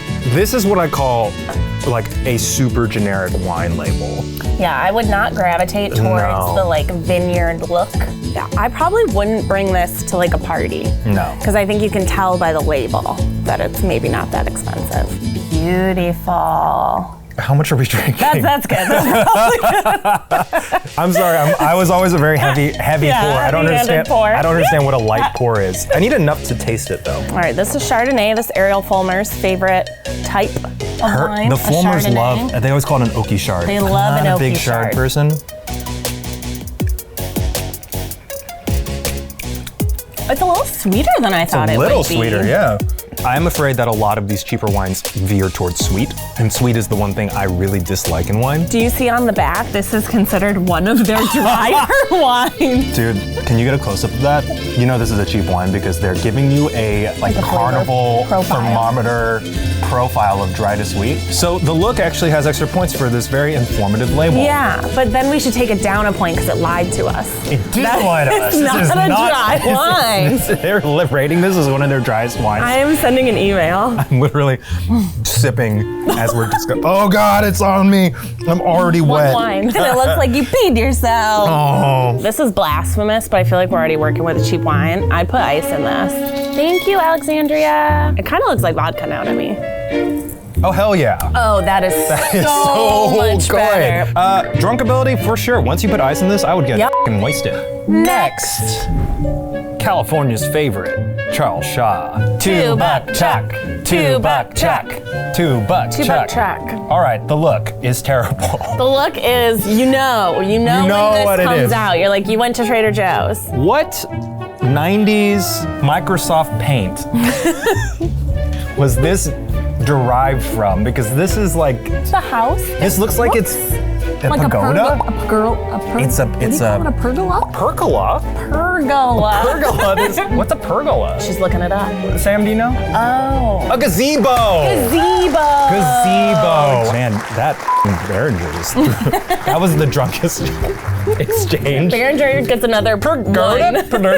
Open the bottle. Open. What were you doing? Open the Moulin door. Rouge. I don't do the fancy butt holding the way you do. Oh, you don't hold the butt? No, I do the top. I need a little more. And I twist. Eugene? Becky? Keith told me before I left, don't get too drunk with Eugene. Well, is Keith here? Nobody's coming later. All right, cheers. Cheers. So this definitely should be on the drier side. This should be It should be, dry. yeah. It's a little sweeter than I expected it to be. Yeah. Not very much depth. Mm-mm. Very American palate, as we've learned. But I will drink the whole thing. I think just because of the price, I'm gonna have to put it above Behringer. Yeah. Yeah. Oh, just because, absolutely. Which one's higher? Which way's higher? This higher is this way? This way. Higher is best. Worst. Next. Oh. Barefoot. Pinot Gris. Oh, and you don't like Pinot Gris either. I don't love Pinot Gris. But it's the most awarded wine brand, really? That can't be right. Ugh. In US competitions. Oh, okay.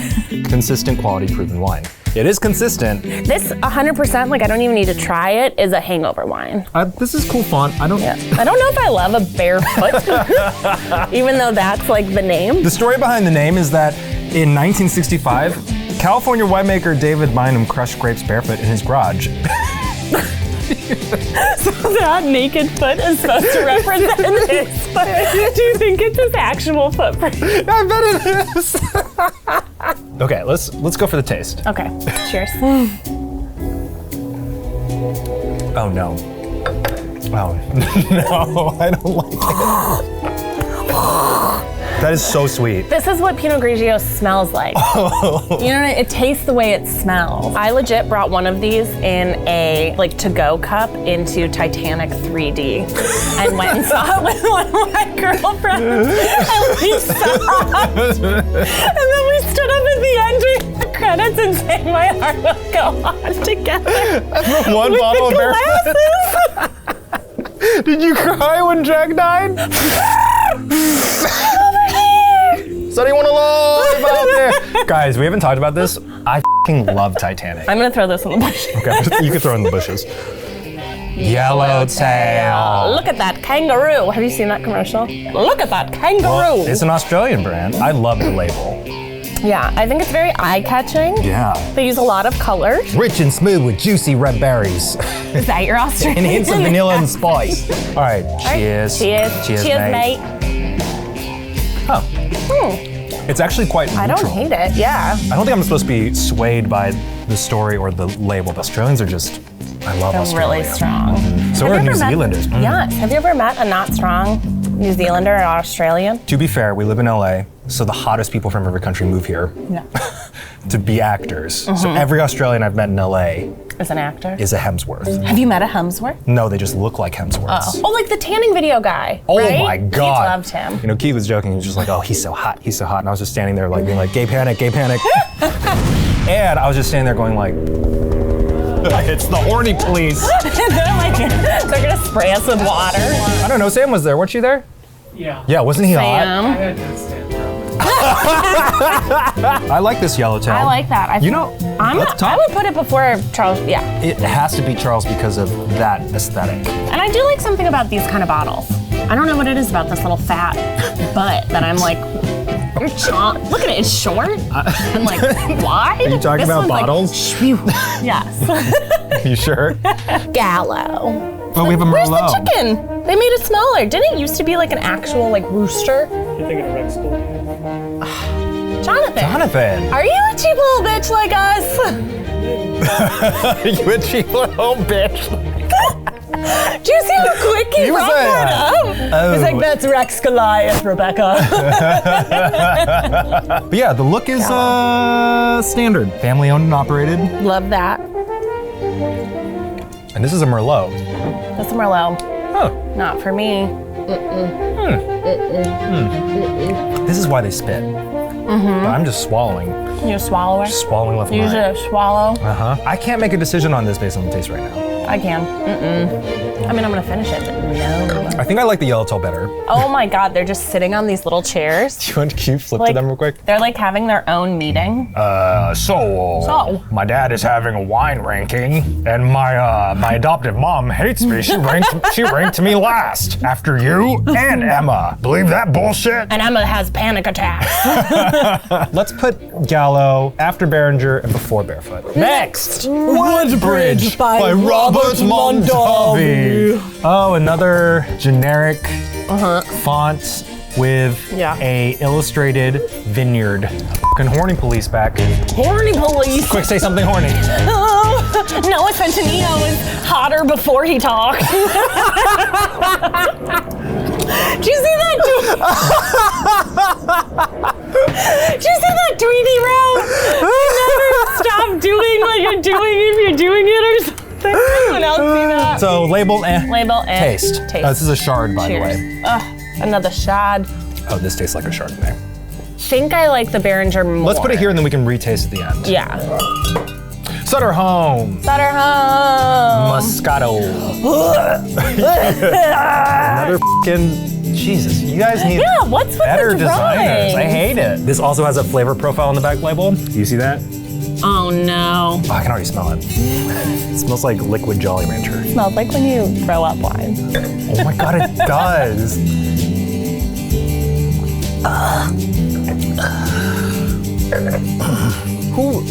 Who just spike your juice? Yeah, this one I would say just put vodka and apple juice and you're Right. gonna get the same flavor. I already threw mine. I was like, I don't even want it near me. Oh my God, Kimberly. Ooh, Stella Rosa. I don't think I've had this. Wait, is the wine black? Black. Black is Stella the type Rosa of wine. black. So maybe it's a red blend. It must be red blend. Wait, can you hear that helicopter circling again? Shawn Mendes looked better with short hair. Because he has such a beautiful face. He has such a beautiful face. So you don't want all the hair to get in the way. It's too long. Sam, why are you shaking your head? No, he looks so much better with short hair. Wait, You Sam like loves the long hair? hair? Different strokes for different folks. It looks like what rich people who are out of touch think fancy looks like. Do you like this bottle having the crown imprint? Ooh, that it's embossed. They could have Yeah, just that is nice. honestly, just done that. It'd be like secret wine because you have to know what it is Exactly. based on that. Man, we could be marketing directors. We should start Literally a wine company. Seriously. Oh, it's fizzy! It's bubbling! Why is it bubbling? This is a carbonated wine. It's a carbonated red wine. That's why there's no name for it. This entire bottle is 5%. Well, that's not what I want out of my cheap wine. This is if you want a light buzz or you want to trick someone. So this is juice.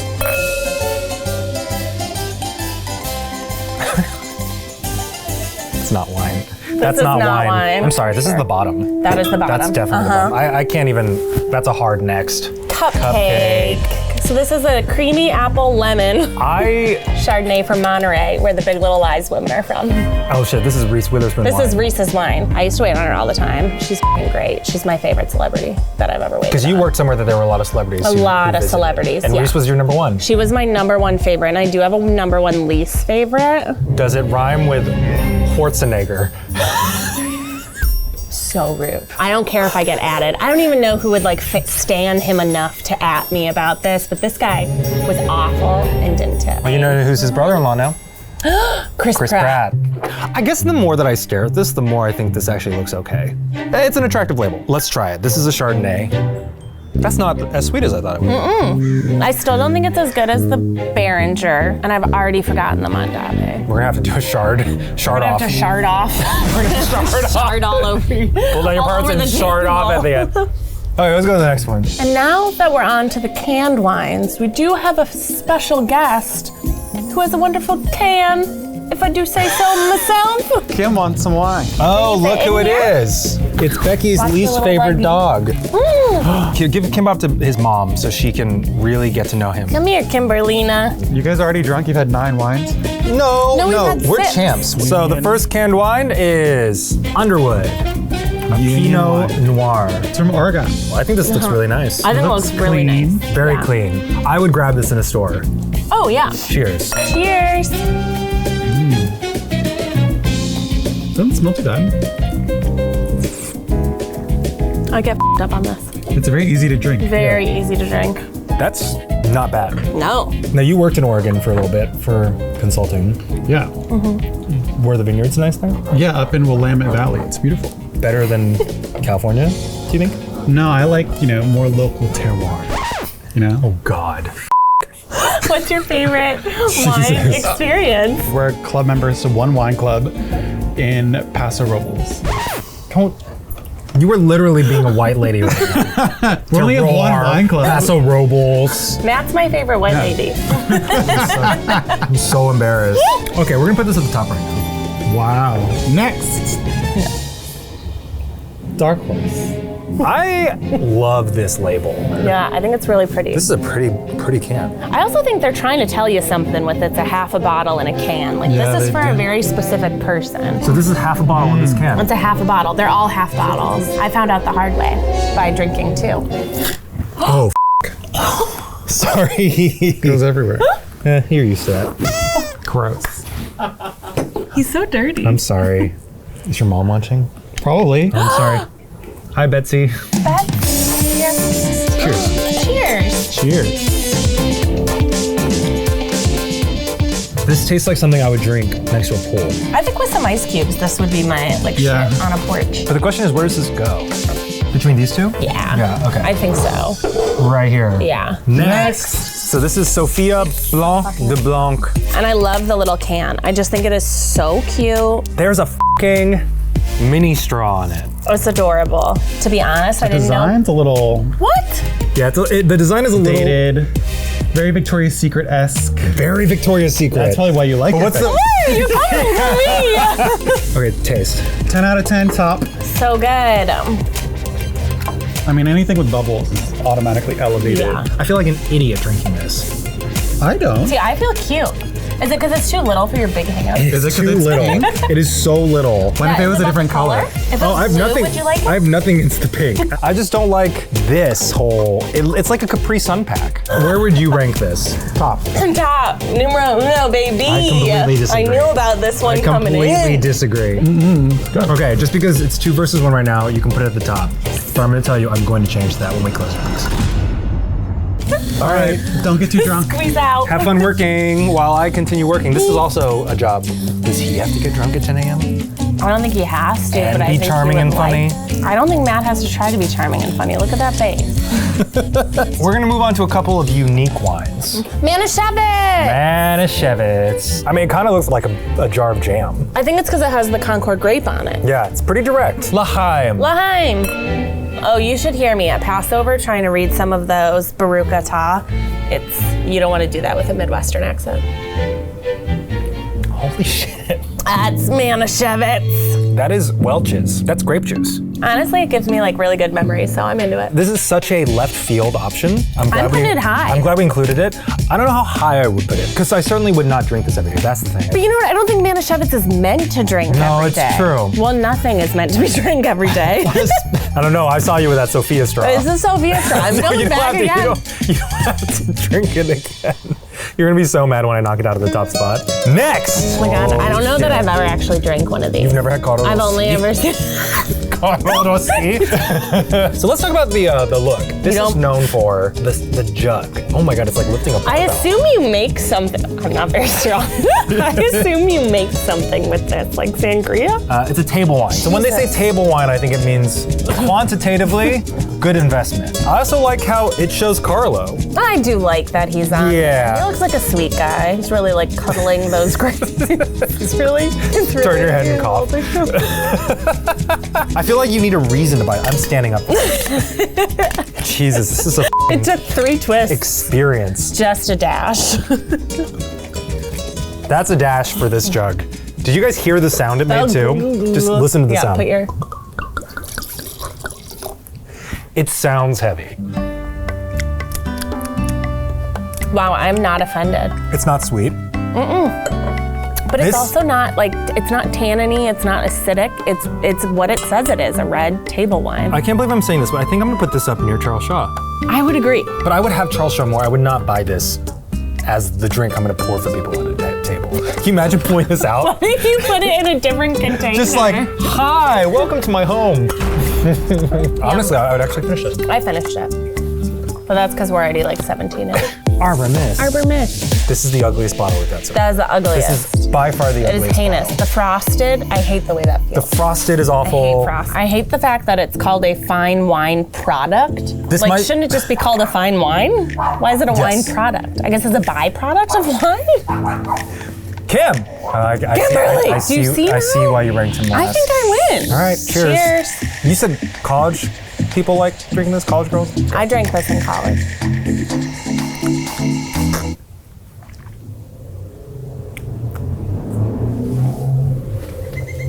Dude, Moscato. This is the bottom. Because at least with Stella Rosa, there was some flavor. There's bubbles. Bubbles was a plus. Oh, and our final selections, we're moving into Box wine. Boxed wine. Black Box Merlot, Habersberger family fave. Shut up, really? Not the Merlot, we like the Cab Sauv, but we are huge box wine people. You know why? Because you don't have to drink the whole thing. You get to do this fun, ripping thing, eco-friendly, and you get like 3 bottles in one. Look at how easy that was. Now, not talking about the fact that it's a box, which is cool, but visually, what do you think of when you think box wine? Francia. So, this is very elegant. Oh, the helicopter's back. Okay. You love big bison man, goofy bison man, great actor. He has a lightsaber. God. I fucking love Adam Driver. I love how you got it from Goofy Bison Man. He's so is he tall, like your so tree-like. Tree-like, but also kind of goofy. I'm into it. Okay, cheers. Okay, this smells good. That's really good. I just think it's like reliable. Like if I had this in the cabinet and I gave it to you, you wouldn't necessarily know that it was from a box. We have 2 more wines left and they're both in a box full. So. Next. Oh, boys. Boda. Boda box. The design feels a little rustic. Yeah, overall I think aesthetically I'm digging it. Kind of hard to pour when you have to lift it. It's a good workout though, because like if you're drinking wine, you probably should be working out. Cheers to Boda. Boda. I'm all back. Also not bad. Not bad. I mean, it's not that much worse than Black Box. No. Okay, let's put it right under Black Box. You're so agreeable. Let's put the boxes together. I also want to comment more, but I'm getting a little tipsy. Oh my God, we only have 1 wine left. You know what it is. I know what it is. They know what it is. Everyone knows what it is. You can't do a cheap wine roundup without this cheap wine. Is it Franzia? Franzia? I feel like I say Franzia more when I'm just being like. Yeah, wait, I have to close my eyes. And we're gonna have a Franz. I say Franzia. Okay, so we're doing Franzia. Franzia. Already it's kind of weird where you're just like, what's the varietal of wine? It's a chillable red. So the way we drank this in college is you took it out of the box and you slapped the bag. And I always remember these are very hard to open. They're fucking, these like industrial. It's like glued. It's almost like they don't want you to rip the bag out and drink it that way. They don't know. How did you? They don't know my. My little lady. I was in college. There you go. Let's get a beauty shot of this. There she is. Oh my God, it's gonna pour. Stain the shit out of your clothes. Okay, so let's slap it and then pour it in the glasses. Yeah. Wait, did he? Was it fun? You didn't really slap it. Yeah. I'm right. You're wrong. Shut up. That was dainty. You could do another one. I'm right. You're wrong. Shut up. That was very satisfying. Oh God, this is so Just unattractive. wiggle her in there. Do it like you're on Grey's Anatomy. Oh, it feels like a blood bag. To cheap wines everywhere and everyone who likes them. Frenzia. Franzia. A cheers to the Franzia.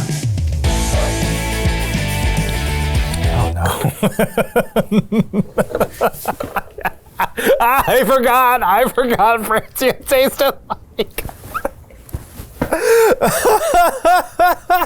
It's somehow sweet and dusty at the same time. Doesn't it have like a texture that's indescribable?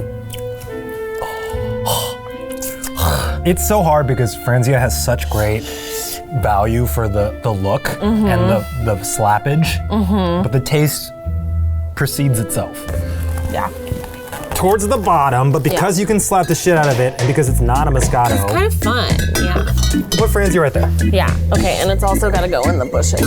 We have taste tested our 18 wines, cheap wines. And now is the favorite part of all ranking episodes. The picking.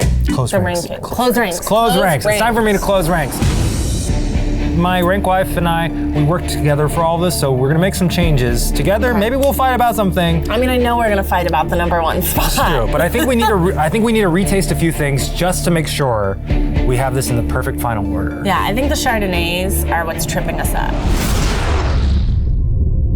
I'm gonna start with the Woodbridge. Give it a go. Speed round. I'll trust you because I don't think I really like either 3 of those, except for the Behringer. I remember having good feelings about the Behringer. I think I'm on Behringer team. Okay, blind taste test. Okay, fast. Don't mix them. Okay, try that one. Okay. Try that one. First or second? 2. B2. Woodbridge is better than Cupcake. Yeah, it's better than Cupcake. Wow. Yeah. Oh, there's something. Just switch them. Yeah. There's something a little musky about the Cupcake. Give me the Sophia. It's good. The only other one is this one. That one's just like, it's good, but this one is still the best. This is so cute. I hate it. It's so cute. I don't like the way it looks. Look how little it is for big hands. No. They're so cute. Are we ready to lock it in? Yeah. Oh shit. After tasting 17 cheap wines, our #1 is the Underwood brand, and our #2 is Black Box. And our #3, Sophia Coco. Your favorite. Your little cutie patootie. And then at the very bottom, the Moscatos. Moscatos. If you're famous for Moscatos, you have to be at the bottom. I'm sorry. Yeah. It's just like there's no question. Well, what another successful episode of The Ranking. Thank you for having me here as your wife. Maybe before we end this episode, you have to do one thing. You're right. No? No, you have to reconcile with Kimbap. Your son. He's been waiting the whole time. Is he your least favorite, or has he, very much like Underwood as the underdog, jumped up above your Sophia? I don't know, Snotty McGee. Just think about it. I do a sausage. Oh, See, that's look, he's all calm. disgusting. Oh, you are cute. So is he your least favorite? No.